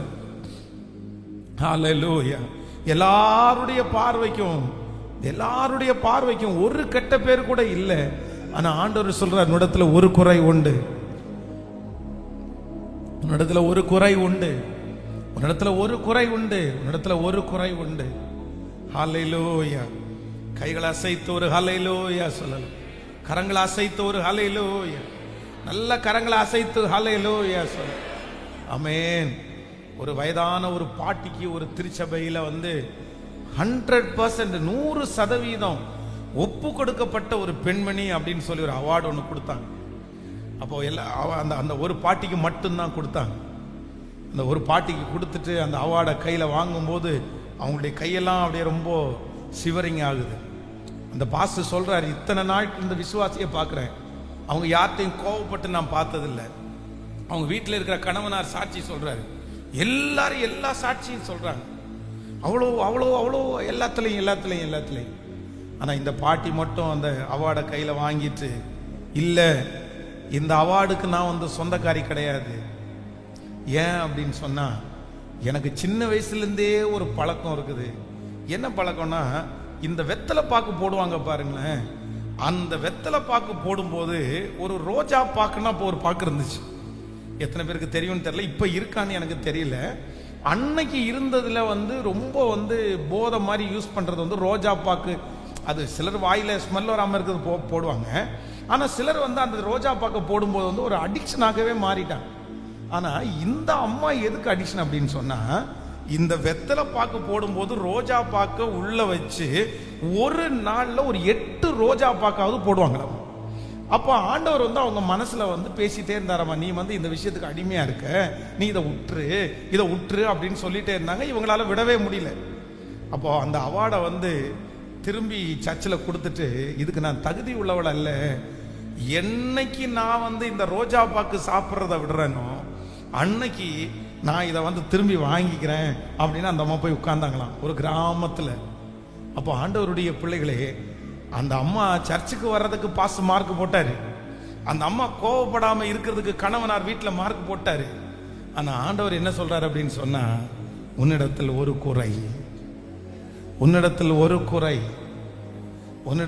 குறை, பரிசுத்தம் உள்ளவன் இன்னும் பரிசுத்தமாகட்டும், நீதி செய்கிறவன் இன்னும் நீதி செய்யட்டும்.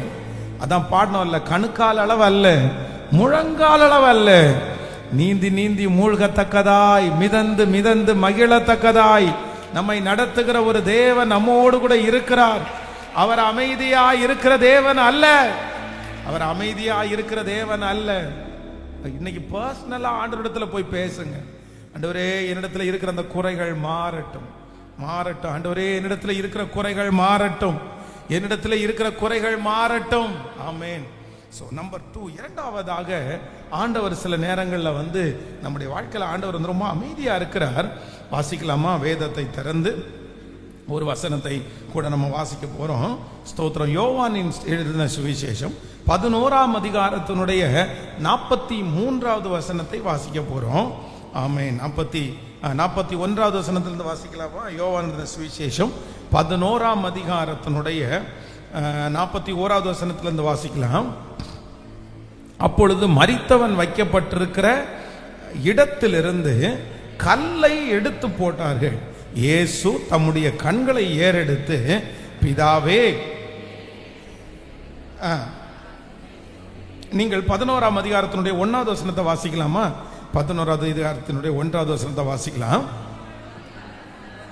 11ஆம் யோவான் எழுதின சுவிசேஷம் 11ஆம் அதிகாரம் 1வது வசனம். மரியாளும் அவன் சகோதரி ஆகிய மார்த்தாளும் இருந்த பெத்தானியா கிராமத்தில் உள்ளவனாகிய லாசரு என்னும் ஒருவன் வியாதிப்பட்டு இருந்தான். கர்த்தருக்கு பரிமள தைலம் பூசி தன் தலைமயிரினால் அவருடைய பாதங்களை துடைத்தவள் அந்த மரியாளே. அவளுடைய சகோதரனாகிய லாசரு வியாதியாய் இருந்தான். அப்பொழுது அவருடைய சகோதரிகள், ஆண்டவரே, நீர் சிநேகிக்கிறவன் வியாதியாய் இருக்கிறான் என்று சொல்ல அவரிடத்திற்கு ஆள் அனுப்பினார்கள். இயேசு அதை கேட்டபோது, இந்த வியாதி மரணத்திற்கு ஏதுவாயிராமல் தேவனுடைய மகிமை விளங்குவதற்கு ஏதுவாயிருக்கிறது, தேவனுடைய குமாரனும் அதனால் மகிமைப்படுவார் என்றார். இயேசு மார்த்தாளிடத்திலும் அவருடைய சகோதரனுடைய லாசருடத்திலும் அன்பாயிருந்தார். அடுத்த வசனத்தை வாசிக்கலாம். அவன் வியாதியாய் இருக்கிறதாக அவர் கேள்விப்பட்ட போது தாம் இருந்த இடத்திலே பின்னும் 2 நாள் தங்கினார். ஹலோ, கவனிங்க ஆண்டவருடைய பிள்ளைகளே, இந்த இடத்துல வேதம் சொல்லுது, இதுல ஒரு பெரிய சப்ஜெக்ட் இது. இதுல என்னென்ன முக்கியத்துவப்படுத்துறாங்க அப்படின்னு சொன்னா, 2 பேர், மார்த்தாள் மரியாள். இந்த மார்த்தாள் மரியாளுடைய சம்பவம் உங்களுக்கு எல்லாருக்கும் தெரியும். அப்படின்னா ஆண்டவர் வந்து நிறைய வீட்டில எல்லாம் போய் ஆண்டவர் ஸ்டே பண்ணல. எந்த வீட்லையும் போய் ஆண்டவர் ரொம்ப பெருசா சாப்பிட்டதாகவோ உட்கார்ந்ததாகவோ நமக்கு சொல்லப்படல. ஆனால் மார்த்தாள் மரியாளுடைய வீட்டுக்கு ஆண்டவர் போயிருக்கிறார். அப்ப வந்து மார்த்தாள் வந்து அவ வந்து சமைக்கிறதுக்காக போறாள், மரியாள் வந்து தேவ சமூகத்துல உட்கார்ந்தா. இது ஒரு பெரிய சாப்டர்.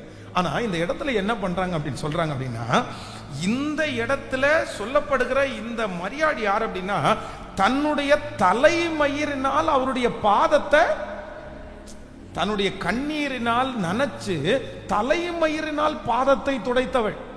ஆண்டவருடைய ஊழியத்துல ஆண்டவர் எத்தனையோ பேரை சந்திச்சாரு. அவரை தேடுகிற, அவரை ஆராதிக்கிற எத்தனையோ பேரை ஆண்டவர் சந்திச்சாரு. ஆனா அவரை சந்தித்ததிலேயே ரொம்ப ஒரு அப்படின்னா தன்னுடைய மனசுக்கு பிடிச்சது யார் அப்படின்னு சொன்னா இந்த மரியாள் தான். அது சாதாரணமானது அல்ல. தன்னுடைய கண்ணீர்னால ஆண்டவருடைய பாதத்தை நனைச்சு தலைமயிர வச்சு தொடச்சதுனால, ஐயோ இந்த மகளை மாதிரி யாருமே செஞ்சதில்லப்பான்னு அன்னைக்கே ஆண்டவர் மெச்சிக்கிட்டார். இப்போ அவங்கள ரொம்ப நேசிக்க ஆரம்பிச்சார். இந்த லாசரு ரொம்ப நேசிக்க ஆரம்பிச்சார். இப்போ லாசரு வியாதியா இருக்கிற செய்தி அவருக்கு கொடுக்கப்படுகிறது. தனக்கு தலைமயிரினால் துடைத்தவர்கள், தான் நேசிக்கிறவர்கள். ஆனா வேதம் சொல்கிறது, கர்த்தர் எப்படி இருந்தார் அப்படின்னு சொன்னா, அமைதியா இருந்தார் ஆண்டவர். பின்னும் அந்த கேள்விப்பட்டதுக்கு பிற்பாடு கூட அவர் வியாதியாய் இருக்கிறதாக அவர் கேள்விப்பட்ட போது இருந்த இடத்திலே பின்னும் 2 நாள் தங்கினார். அடுத்த வசனத்தை வாசிக்கும் போது, 7வது வசனத்தை நம்ம வாசிக்கும், அதன் பின்பு அவர் தம்முடைய சீசர்களை நோக்கி, நாம் மறுபடியும் யூதேயாவுக்கு போவோம் வாருங்கள் என்றார். அடுத்து அதற்கு சீசர்கள், ரபி, இப்பொழுதுதான் யூதர்கள் உம்மை கல்லறிய தேடினார்களே, மறுபடியும் நீர் அவ்விடத்திற்கு போகலாமா என்றார்கள். அடுத்த வசனம், இயேசு பிரதியுத்தரமாக, பகலுக்கு 12 மணி நேரம் இல்லையா? ஒருவன் பகலிலே நடந்தால் அவன் இந்த உலகத்தில் வெளிச்சத்தை காண்கிறபடியினால் இடரமாட்டான். ஒருவன் இரவிலே நடந்தால் தன்னிடத்தில் வெளிச்சம் இல்லாதபடியினால் இடருவான் என்றார். அடுத்து இவைகளை அவர் சொல்லிய பின்பு அவர்களை நோக்கி, நம்முடைய சிநேகிதனாகிய லாசரு நித்திரை அடைந்திருக்கிறான், நான் அவனை எழுப்ப போகிறேன் என்றார். அதற்கு அவருடைய சீசர்கள், ஆண்டவரே, நித்திரையாய் இருந்தால் சுகம் அடைவான் என்றார்கள். அடுத்த வசனம், இயேசுவானவர் அவனுடைய மரணத்தை குறித்து அப்படி சொன்னார், அவர்களோ நித்திரை செய்து இளைப்பாறுதலை குறித்து சொன்னார் என்று நினைத்தார்கள். அப்பொழுது இயேசு அவர்களை நோக்கி, லாசரு மரித்து போனான் என்று வெளிப்படையாய் சொல்லி, நான் அங்கே இராததினால் நீங்கள் விசுவாசம் உள்ளவர்கள் ஆகிறதற்கு ஏது உண்டென்று உங்கள் நிமித்தம் சந்தோஷப்படுகிறேன். இப்பொழுதும் அவனிடத்திற்கு போவோம் வாருங்கள் என்றார். அப்பொழுது திதிமு என்னப்பட்ட தோமா மற்ற சீசர்களை நோக்கி, அவரோடு கூட மரிக்கும்படி நாம் போவோம் வாருங்கள். ஹலோ, இப்போ இந்த சம்பவம் உங்களுக்கு இந்த வசனத்தை வாசிக்கும் போதே புரிஞ்சிருக்கும். இப்போ என்ன நடக்குது அப்படின்னு சொன்னா, ஆண்டவர் வந்து கிளம்பிட்டாரு. கிளம்பும் போது என்ன சொல்றாருன்னா, நம்ம போலான்னு சொல்லும் போது ஏற்கனவே பிரச்சனை இருக்கு ஆண்டவரே அப்படின் போது ஆண்டவர் விசுவாசத்தை தூண்டி விடுறாரு. அதுக்கப்புறம் லாசருவை பார்க்க போறோம், அவன் நித்திரையா இருக்கிறான்னு சொன்ன உடனே, அவன் தூங்கிட்டு இருக்கானா எந்திரிச்சுவான் அப்படின்றாங்க. இல்லப்பா அவன் இறந்தே போயிட்டான் அப்படின்றாரு. இறந்து போயிட்டான்னு சொன்ன உடனே திதிமு எனப்பட்ட தோமா, அப்படின்னா நமக்கு இந்தியாவுக்கு வந்தார்ல சுவிசேஷம் அறிவிக்கிறதுக்கு, இந்த தோமா உடனே என்ன சொல்றாரு அப்படின்னு சொன்னா, மற்ற சீசர்களை நோக்கி, எப்பா இன்னைக்கு கன்ஃபார்ம். என்ன கன்ஃபார்ம்? நமக்கு என்ன அடி என்ன இருக்குது? நமக்கு அடி இருக்குப்பா. அவரோடு கூட மரிக்கும்படி நாமும் இன்னைக்கு செத்து போறது உறுதி. ஏன் அப்படின்னு சொன்னா, வியாதியா இருக்கும்போது வீட்டுக்கு போகல, 2 நாள் இங்கே தங்கிட்டாரு. இப்ப அவன் செத்து போயிட்டான். ஏற்கனவே அந்த குடும்பத்தை ஆண்டவர் ரொம்ப நேசிக்கிறாரு, பிடிச்ச குடும்பம்னு தெரியும். அவங்க எல்லாம் என்ன ஆண்டவரை வந்து நல்லவனா பார்க்க போறாங்க, ஆண்டவர் வந்து நல்லவரா சொல்ல போறாங்க. கண்டிப்பா அவருக்கும் அடி உறுதி, நமக்கும் அடி. ஏன் அப்படின்னு சொன்னா, அவன் வியாதியா இருக்கும் போது அமைதியா இருந்தாரு, மரிக்கு போகும்போது அவன் ஆண்டவர் என்ன இருந்தாரு? அமைதியா இருந்தாரு. ஆனா ஆண்டவர் இந்த சம்பவம் ஆரம்பிக்கும் போதே என்ன சொல்றாரு அப்படின்னு சொன்னா, இந்த வியாதி, இந்த பிரச்சனை கண்டிப்பாக வேற எதுக்காகவும் அல்ல, தேவனுடைய நாமம் மகிமை அநேகருக்கு மகிமை படும்படியாகத்தான் இந்த காரியம் நடந்திருக்கிறது. நான் நம்புகிறேன் இந்த விஷயத்துல ஆண்டவர் அமைதியா இருக்கிறதற்கு ஒரு நோக்கம் இருந்துச்சு. சீசர்கள் நினைக்கிறார்கள், ஆண்டவரே எங்களுக்கு அடி வாங்க கொடுக்கவா நீங்க அமைதியா இருந்தீங்க?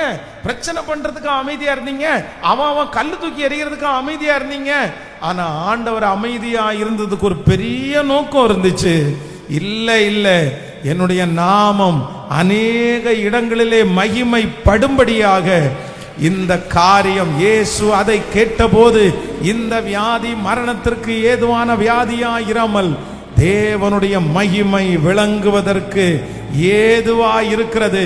தேவனுடைய குமாரனும் அதனால் மகிமைப்படுவார். நான் இந்த பலிபீடத்திலிருந்து தீர்க்க தரிசனமான ஒரு வார்த்தையை சொல்லுகிறேன். கர்த்தர் வாக்கு கொடுக்கிறார், தேவன் அமைதியா இருப்பதற்கு ஒரு காரணம் உண்டு.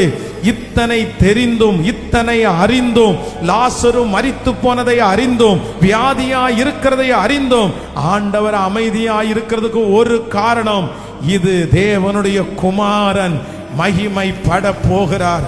இந்த பிரச்சனையின் மூலமாய் ஆண்டவர் மகிமைப்பட போகிறார்.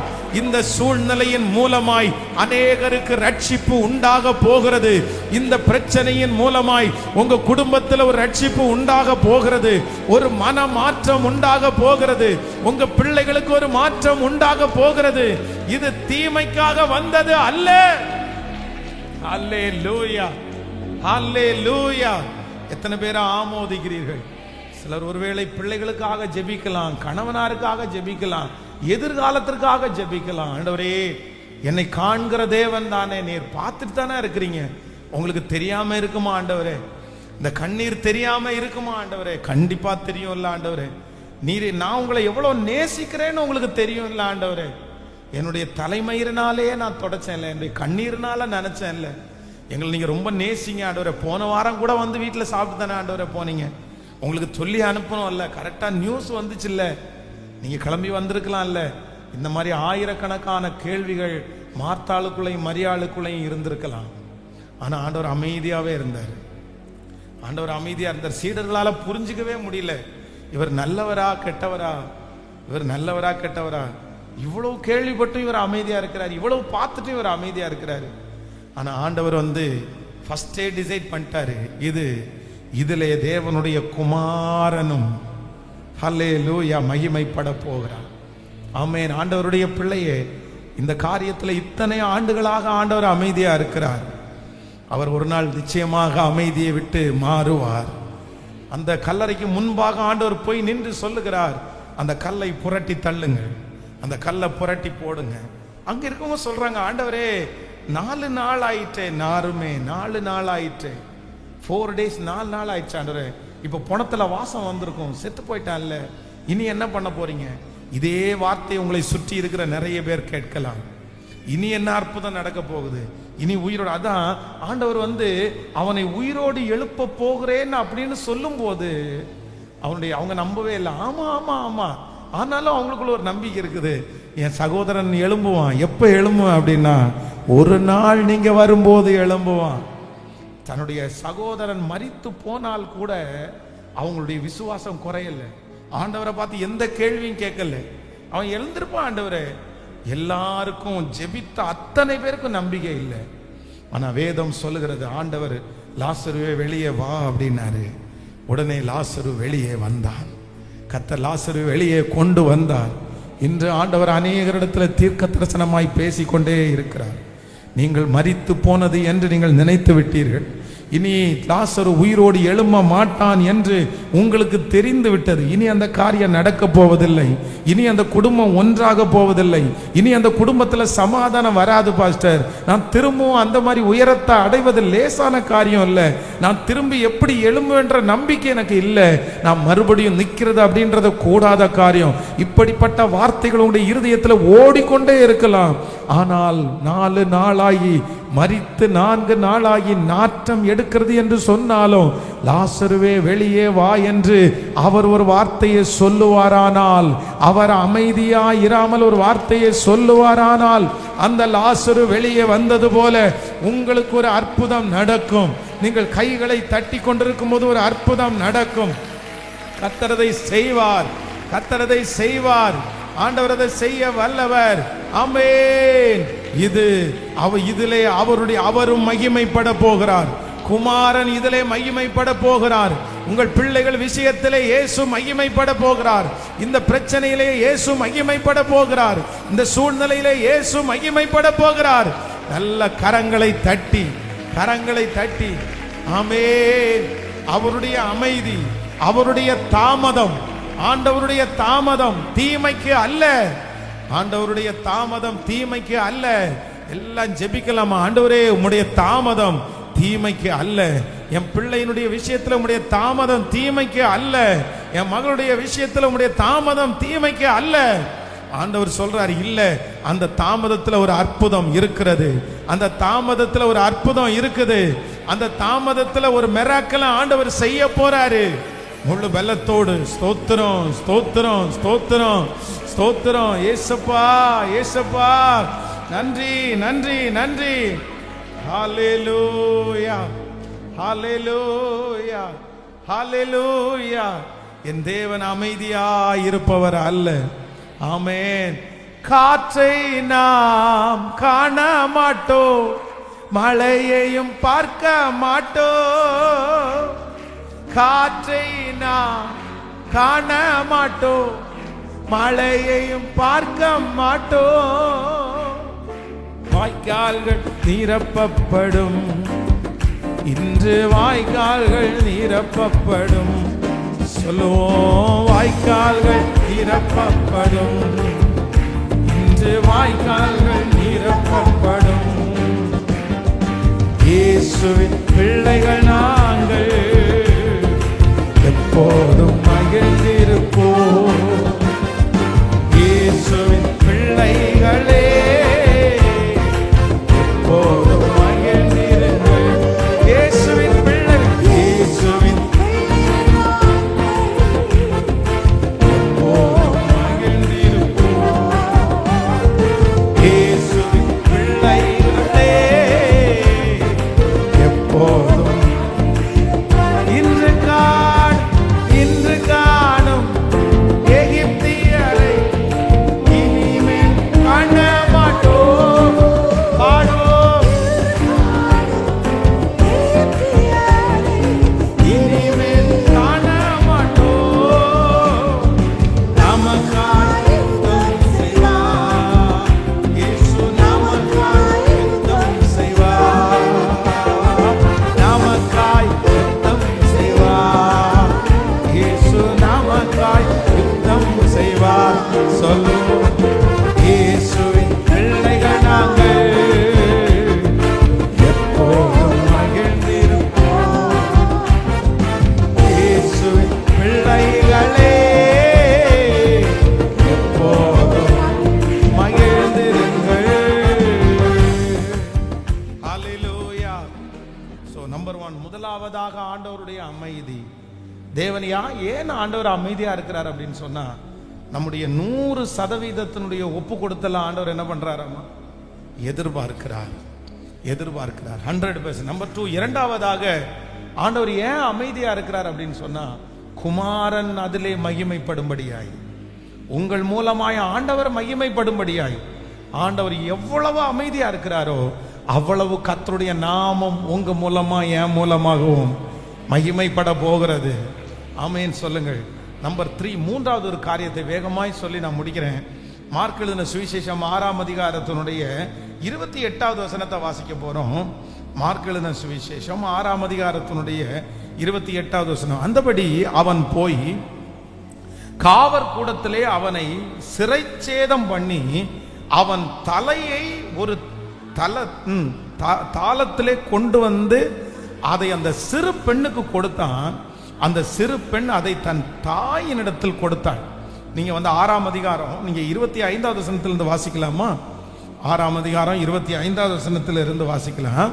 உடனே அவள் ராஜாவினிடத்திற்கு சீக்கிரமாய் வந்து, நீர் இப்பொழுது ஒரு தலத்திலே யோவானுடைய தலையை எனக்கு தர வேண்டும் என்று கேட்டாள். அப்பொழுது ராஜா மிகுந்த துக்கம் அடைந்தான். ஆகிலும் ஆணையின் நிமித்தமும் கூட பந்தி இருக்கிறவர்கள் நிமித்தமும் அவர்களுக்கு அதை மறுக்க மனதில்லாமல் உடனே அவருடைய தலையை கொண்டு வரும்படி சேவகருக்கு கட்டளையிட்டு அனுப்பினான். அந்தபடியே அவன் போய் காவற் கூடத்திலே அவனை சிரச்சேதம் பண்ணி அவனை தலையை ஒரு தலத்திலே கொண்டு வந்து அதை அந்த சிறு பெண்ணுக்கு கொடுத்தாள். அதை அந்த சிறு பெண் அதை தன் தாயினிடத்திலே கொடுத்தாள். அவருடைய சீசர்கள் அதை கேள்விப்பட்டு வந்து அவன் உடலை எடுத்து ஒரு கல்லறையிலே வைத்தார்கள். ஆண்டவருடைய பிள்ளைகளே, இந்த இடத்துல எனக்கு இன்னைக்கு ரொம்ப ஆச்சரியமா இருந்துச்சு. ஆண்டவருடைய அமைதி. தனக்கு பிடித்த ஒரு சீடன், வேதம் சொல்கிறது ஆண்டவருக்கு முன்னே வழியை அறிவிக்கும்படியாய் வந்த சீடன் தான் இந்த யோவான் ஸ்நானகன். இந்த யோவான் ஸ்நானகனை குறித்து வேதத்துல வாசிச்சா கர்த்தருக்கு வழியை ஆயத்தம் பண்ண வந்தவன். ஆண்டவருக்கு ஞான ஸ்நானம் கொடுத்தது யார் அப்படின்னு சொன்னா இந்த யோவான் ஸ்நானகன். அப்போ எல்லாவற்றிலையும் பெரியவன், தீர்க்க தரிசனத்தின்படி வந்தவன். அப்போ இந்த இடத்துல என்ன பண்றாங்க அப்படின்னு சொன்னா, அவனுடைய ஒரு அந்த சம்பவம் உங்களுக்கு தெரியும். ஒரு பொண்ணு டான்ஸ் பண்றா. உடனே அந்த ராஜா ஆணையிடுறார், உனக்கு இந்த ராஜ்யத்தில் பாதியை நீ கேட்டா கூட உனக்கு தருவேன்னு ஆணையிடுறார். அப்புறம் டான்ஸ் ரொம்ப பிடிச்சி போய் உனக்கு என்ன வேணும்னு கேட்கிறாரு. கேட்ட உடனே இவர் எதிர்பார்க்கவே இல்லை, இவர் யோசிக்கவே இல்லை. அந்த பொண்ணு என்ன கேட்குதா அப்படின்னு சொன்னா, எனக்கு யோவான் ஸ்நானகனுடைய தலை எனக்கு தர வேண்டும் என்று கேட்கிறான். யாருன்னா அவங்க அம்மா சொல்லி கொடுத்து அனுப்புறாங்க. அது ஒரு இந்த ராஜாவினிடத்துல ஒரு கள்ள உறவு போயிட்டு இருக்குது. அதை குறித்து இந்த மனுஷன் கண்டிச்சு பேசுறாரு, கண்டிச்சு உணர்த்துறாரு. அதனால அந்த கசப்பை மனசுக்குள்ள வச்சுட்டு இந்த யோவான் ஸ்நானகனுடைய தலை, ஆண்டவர் அமைதியா இருக்கிறார். எப்படி கர்த்தர் இப்படி அனுமதிக்கலாம்? எப்படி ஆண்டவர் தான் அனுமதிக்கலாம்? அவர் ஒரு ஊழியக்காரர், ஆண்டவருக்கு முன்னோடியாய் வந்தவர். சரி, அவர் மரணம் எப்படி வேணாலும் சம்பவிச்சுக்கலாமே, எப்படி வேணாலும் ஆண்டவர் எடுத்துக்கலாமே. இப்படி ஒரு பொண்ணு டான்ஸ் ஆடின உடனே ஒரு தலையை கேட்பாங்க. உடனே அவ்வளவு தூரம் ஒரு ஊழியக்காரனுடைய வேல்யூ கம்மியானதா? ஆண்டவருக்கே ஞானஸ்நானம் கொடுத்த ஒரு ஊழியக்காரனுக்கு இப்படிதான் அவனுடைய தலையை வெட்டி அவனுடைய உயிர் போகணுமா? இந்த மாதிரி நிறைய கேள்வி. ஆனா ஆண்டவர் எல்லாவற்றிலும் அமைதியா இருந்தார். எதுவுமே. அதே போல அவங்க சொன்ன உடனே அந்த தலையை வெட்டி ஒரு தட்டில் கொண்டு வச்சுக்கிறாங்க. அதை கொண்டு போய் அந்த அம்மாட்ட கொடுத்துட்டாங்க. முடிஞ்சிச்சு. சீடர்கள் எடுத்து அடக்கம் பண்ணி விட்டார்கள். ஆண்டவர் எதுவுமே பேசல. நம்மளா இருந்தா, நம்ம அந்த சீடர்களுடைய குரூப்ல நம்ம இருந்தா நம்ம நிறைய பேர் கேள்வி கேட்போம். ஆண்டவரை இத்தனை நாளும் அவர் உங்களை சேவிச்சதுக்கு என்ன அர்த்தம், என்ன அர்த்தம், என்ன அர்த்தம்? நான் என்ன நம்புறேன் அப்படின்னு சொன்னா, இந்த இடத்துல ஆண்டவர் அமைதியா இருந்ததற்கு காரணம் என்ன அப்படின்னா, அவரை கொண்டு, யோவான் ஸ்நானகனை கொண்டு இந்த உலகத்துல என்ன ஊழியத்தை ஆண்டவர் செய்யணும்னு நினைச்சாரோ அந்த ஊழியம் என்ன ஆச்சு அப்படின்னு சொன்னா, அது முடிஞ்சிருச்சு. அது முடிஞ்சிருச்சு. இதுக்கு மேல அந்த ஊழியம் இல்லை. ஒன்று நினைத்துக் கொள்ளுங்கள், ஆண்டவர் சில இடங்களிலே ஆண்டவர் நமக்கு தீவிரமாய் ஆண்டவர் நமக்காக இறங்குவார். தீவிரமாய் ஆண்டவர் நம்மிடத்துல பேசுவார். தீவிரமாய் நமக்கு ஆண்டவர் உதவி செய்வார். ஆனா சில இடத்துல மட்டும் ஆண்டவர் என்ன பண்ணுவார் அப்படின்னு சொன்னா, அவர் அமைதியா இருப்பார். காரணம் என்ன அப்படின்னு சொன்னா, நம்ம பார்வையில, நம்ம கண்ணோட்டத்துல அந்த வேலை முடியல. ஆனா ஆண்டவருடைய கண்ணோட்டத்தில் அது என்ன ஆச்சு அப்படின்னு சொன்னா, அவ்வளவுதான். நம்ம கண்ணோட்டத்தில் அது தீமை, நம்ம கண்ணோட்டத்தில் அது இழப்பு, நம்ம கண்ணோட்டத்தில் அது நெகட்டிவ், நம்ம கண்ணோட்டத்தில் அது பார்க்கும்போது தோல்வி. ஆனா நான் நம்புகிறேன், என்னுடைய பார்வை தேவனுடைய பார்வை அல்ல, என் வழி ஆண்டவருடைய வழி அல்ல. அவருடைய பார்வையிலே அது உத்தமமானது, அது உண்மையானது. யோவான் அந்த இடத்திலே தான் பிரசங்கம் பண்ணின தான் சொன்ன அந்த உபதேசத்திற்கு அவர்கள் கீழ்ப்படிய மனதில்லாமல் அதன் நிமித்தம் அவன் இரத்த சாட்சியாய் மரிக்க வேண்டும் என்கிறது ஆண்டவருடைய ஒரு பெரிய திட்டம். அந்த காரியம் ஆண்டவருடைய திட்டத்திலே எழுதப்பட்டிருக்கிறது. அவருடைய திட்டத்தை ஒருவராலும் மாற்ற முடியாது. நான் நம்புகிறேன், ஆண்டவர் சில நேரத்திலே நம்முடைய வாழ்க்கையிலே அமைதியா இருக்கிறதுக்கு காரணம் என்ன அப்படின்னு சொன்னா, அது தேவ திட்டம், அது தேவனுடைய செயல்பாடு. அது அவருக்கு மட்டும்தான் அதனுடைய விளக்கம் தெரியுமே தவிர நம்ம அதனுடைய விளக்கத்தை சொல்ல முடியாது. ஆனால் ஒன்று நமக்கு சொல்ல முடியும், அவர் எதை செய்தாலும் நன்மைக்காகவே செய்கிறவர். கண்டிப்பாக அதில் தீமை என்கிற ஒன்று இருக்கவே இருக்காது. நம்முடைய பார்வைக்கு தீமையா இருந்தாலும் அவருடைய பார்வைக்கு அது நன்மையாகவே இருக்கிறது. ஹல்லேலூயா. கைகளை உயர்த்தி ஆமேன் சொல்லுங்க பார்க்கலாம். என் தேவன் அமைதியா இருப்பது இல்லை, என் தேவன் அமைதியா இருப்பதில்லை. கடலை பார்த்து ஆண்டவர் இறையாதே அமைதலா இரு என்று சொன்ன தெய்வம் அவர் அமைதியா இருப்பது இல்லை. இந்த நாட்களிலே ஆண்டவர் நமக்காய் காரியங்களை கர்த்தர் செய்ய போகிறார். அப்படியே எல்லாரும் எழுமி நிற்கலாம். Thank you Jesus. என் தேவன் எனக்காக செய்து முடிக்கிறவர். அவருடைய அமைதி என் பக்கமாய் திரும்ப போகிறது. அவர் என் பக்கமாய் திரும்ப போகிறார். அவர் சீக்கிரமாய் எனக்கு நியாயம் செய்வார். ஹல்லேலூயா. இனி அந்த காரியத்தில் அவர் அமைதியா இருக்க மாட்டார். இனி அந்த காரியத்தில் ஆண்டவர் அமைதியா இருக்க முடியாது. சீக்கிரமாய் ஆண்டவர் பேசுவார். சீக்கிரமாய் ஆண்டவர் எழும்பி நிற்பார். கைகளை எல்லாரும் உயர்த்தி சொல்லுவோம், தேவனே நீர் அமைதியா இராதேயோ. முழு பலத்தோடு சொல்லுங்க பார்க்கலாம், நீர் அமைதியா இராதே. சொல்லுங்க எல்லாரும், ஆண்டவரே நீர் அமைதியா இருக்க வேண்டாம், நீர் அமைதியா இருக்க வேண்டாம். Thank you Jesus, thank you Jesus, thank you Jesus. முழு பலத்தோடு, முழு பலத்தோடு, முழு பலத்தோடு. ஆமேன், ஆமேன், ஆமேன், ஆமேன். நீர் எல்லாவற்றையும் எங்களுக்காக செய்து முடிக்கிற ஒரு நல்ல கர்த்தர். ஆமேன். அதைத்தான் சங்கீதம் 28ஆம் சங்கீதத்திலே சங்கீதக்காரன் சொல்லுகிற ஜெபம் அதுதான். ஹல்லேலூயா. என் நீர் என் கன்மலையாகிய கர்த்தாவே, உம்மை நோக்கி கூப்பிடுகிறேன். நீர் கேளாதவர் போல் மௌனமாயிராதேயும். நீர் மௌனமாயிருந்தால் நான் குழியில் இறங்குறவர்களுக்கு ஒப்பாவேன், நான் குழியில் இறங்குறவர்களுக்கு ஒப்பாவேன். சத்தத்தை உயர்த்தி, சத்தத்தை உயர்த்தி, என் ஆண்டவரே நான் உம்மை நோக்கி சத்தமிட்டு உம்முடைய பரிசுத்த சந்ததிக்கு நேராக என் கை எடுக்கையில் என் விண்ணப்பங்களின் சத்தத்தை கேட்டருளும். ஹல்லேலூயா.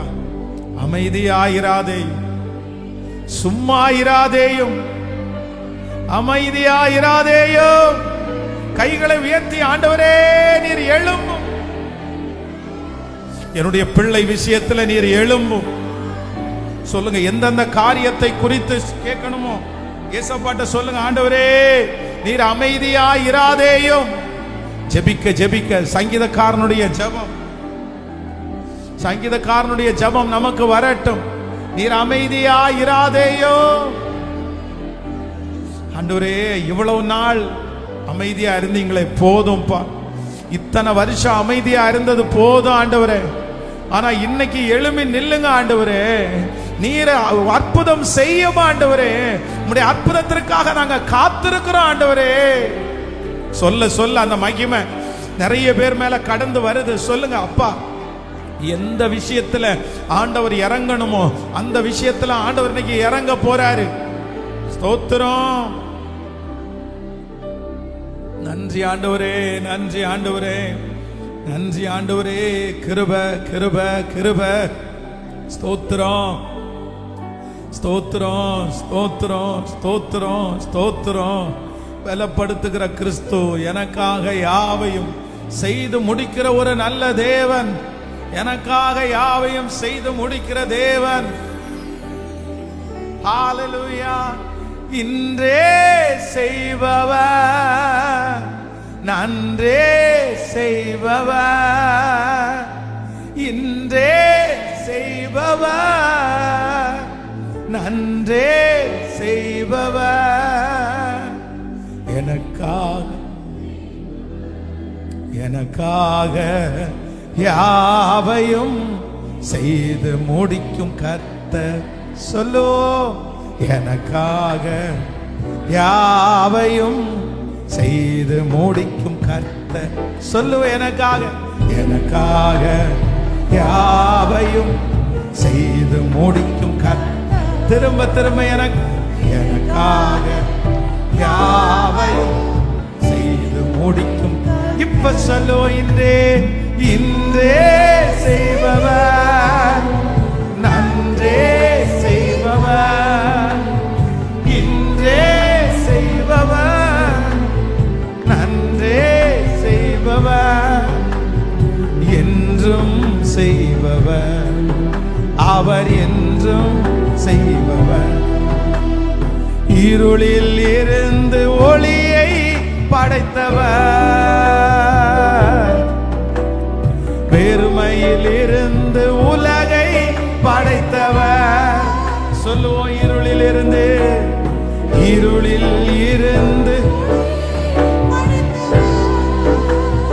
ஹalleluya,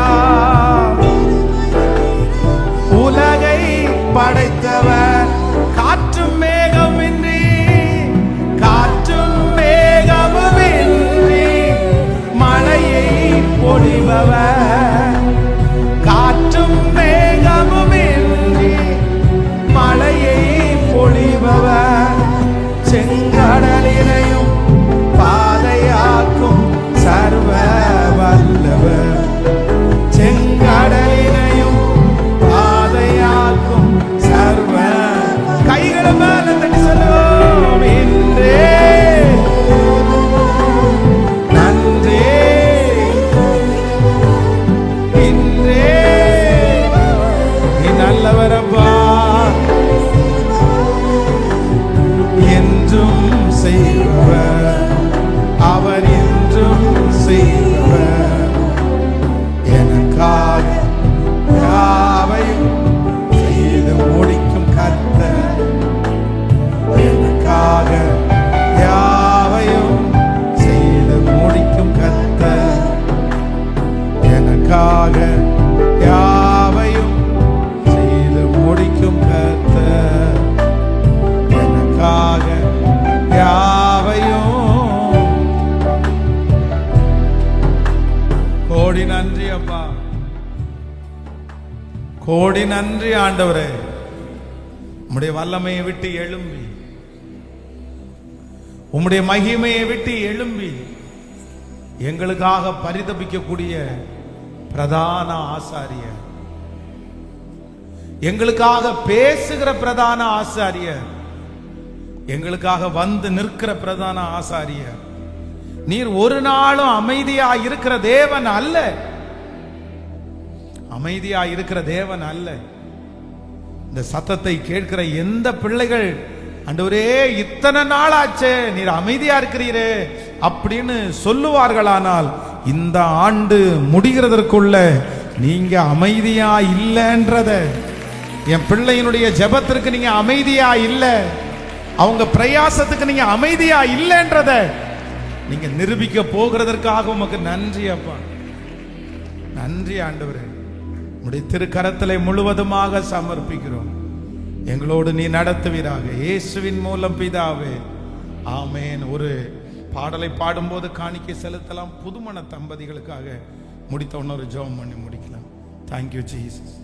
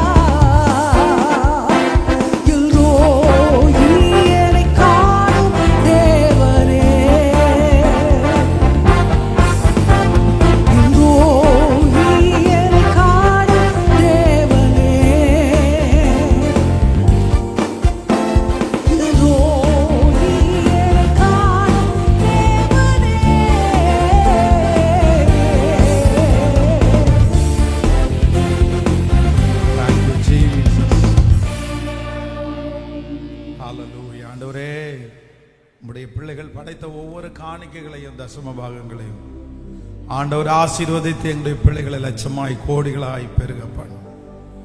நன்றி ஆண்டவரே. நாங்கள் இந்த வாரம் ஒரு வெற்றியோடு நாங்கள் காத்திருக்கிறோம்.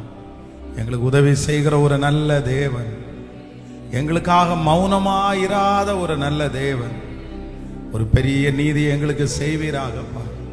உங்க பிள்ளைகளுடைய பிரயாணத்தில் கூட இருங்க ஆண்டவரே. ஆண்டவரே, அவர்கள் சாப்பிடுகிற ஆகாரம், குடிக்கிற தண்ணீர், சுவாசிக்கிற காற்று, பண்ணுகிற பிரயாணம், செய்கிற வேலை, இவை எல்லாவற்றிலையும் ஆண்டவருடைய கரம் உங்க பிள்ளைகளோடு அமர்ந்திருப்பதாக ராஜா. இந்த வார்த்தை திரும்ப திரும்ப எங்க பிள்ளைகளோட பேசிட்டே இருக்கட்டும். ஆன்லைன்ல இந்த சத்தத்தை கேட்டுக்கொண்டிருக்கிற ஒவ்வொரு பிள்ளைகளையும் ஆசீர்வதிப்பீராக. இயேசுவின் மூலம் ஜெபம் எடுக்கிறோம் நல்ல பிதாவே. என் ஆத்துமாவே கர்த்தரை ஸ்தோத்திரி, என் முழு உளமே அவர் பரிசுத்த நாமத்தை ஸ்தோத்திரி.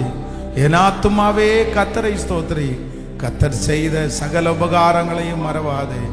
நம்முடைய ஆண்டவராகிய இயேசு கிறிஸ்துவின் கிருபை, பிதாவாகிய தேவனுடைய அன்பு, பரிசுத்த ஆவியானுடைய அந்யோன்ய ஐக்கியம் நம்மளோடும் இன்றும் என்றும் சதா காலம் கூட இருப்பதாக.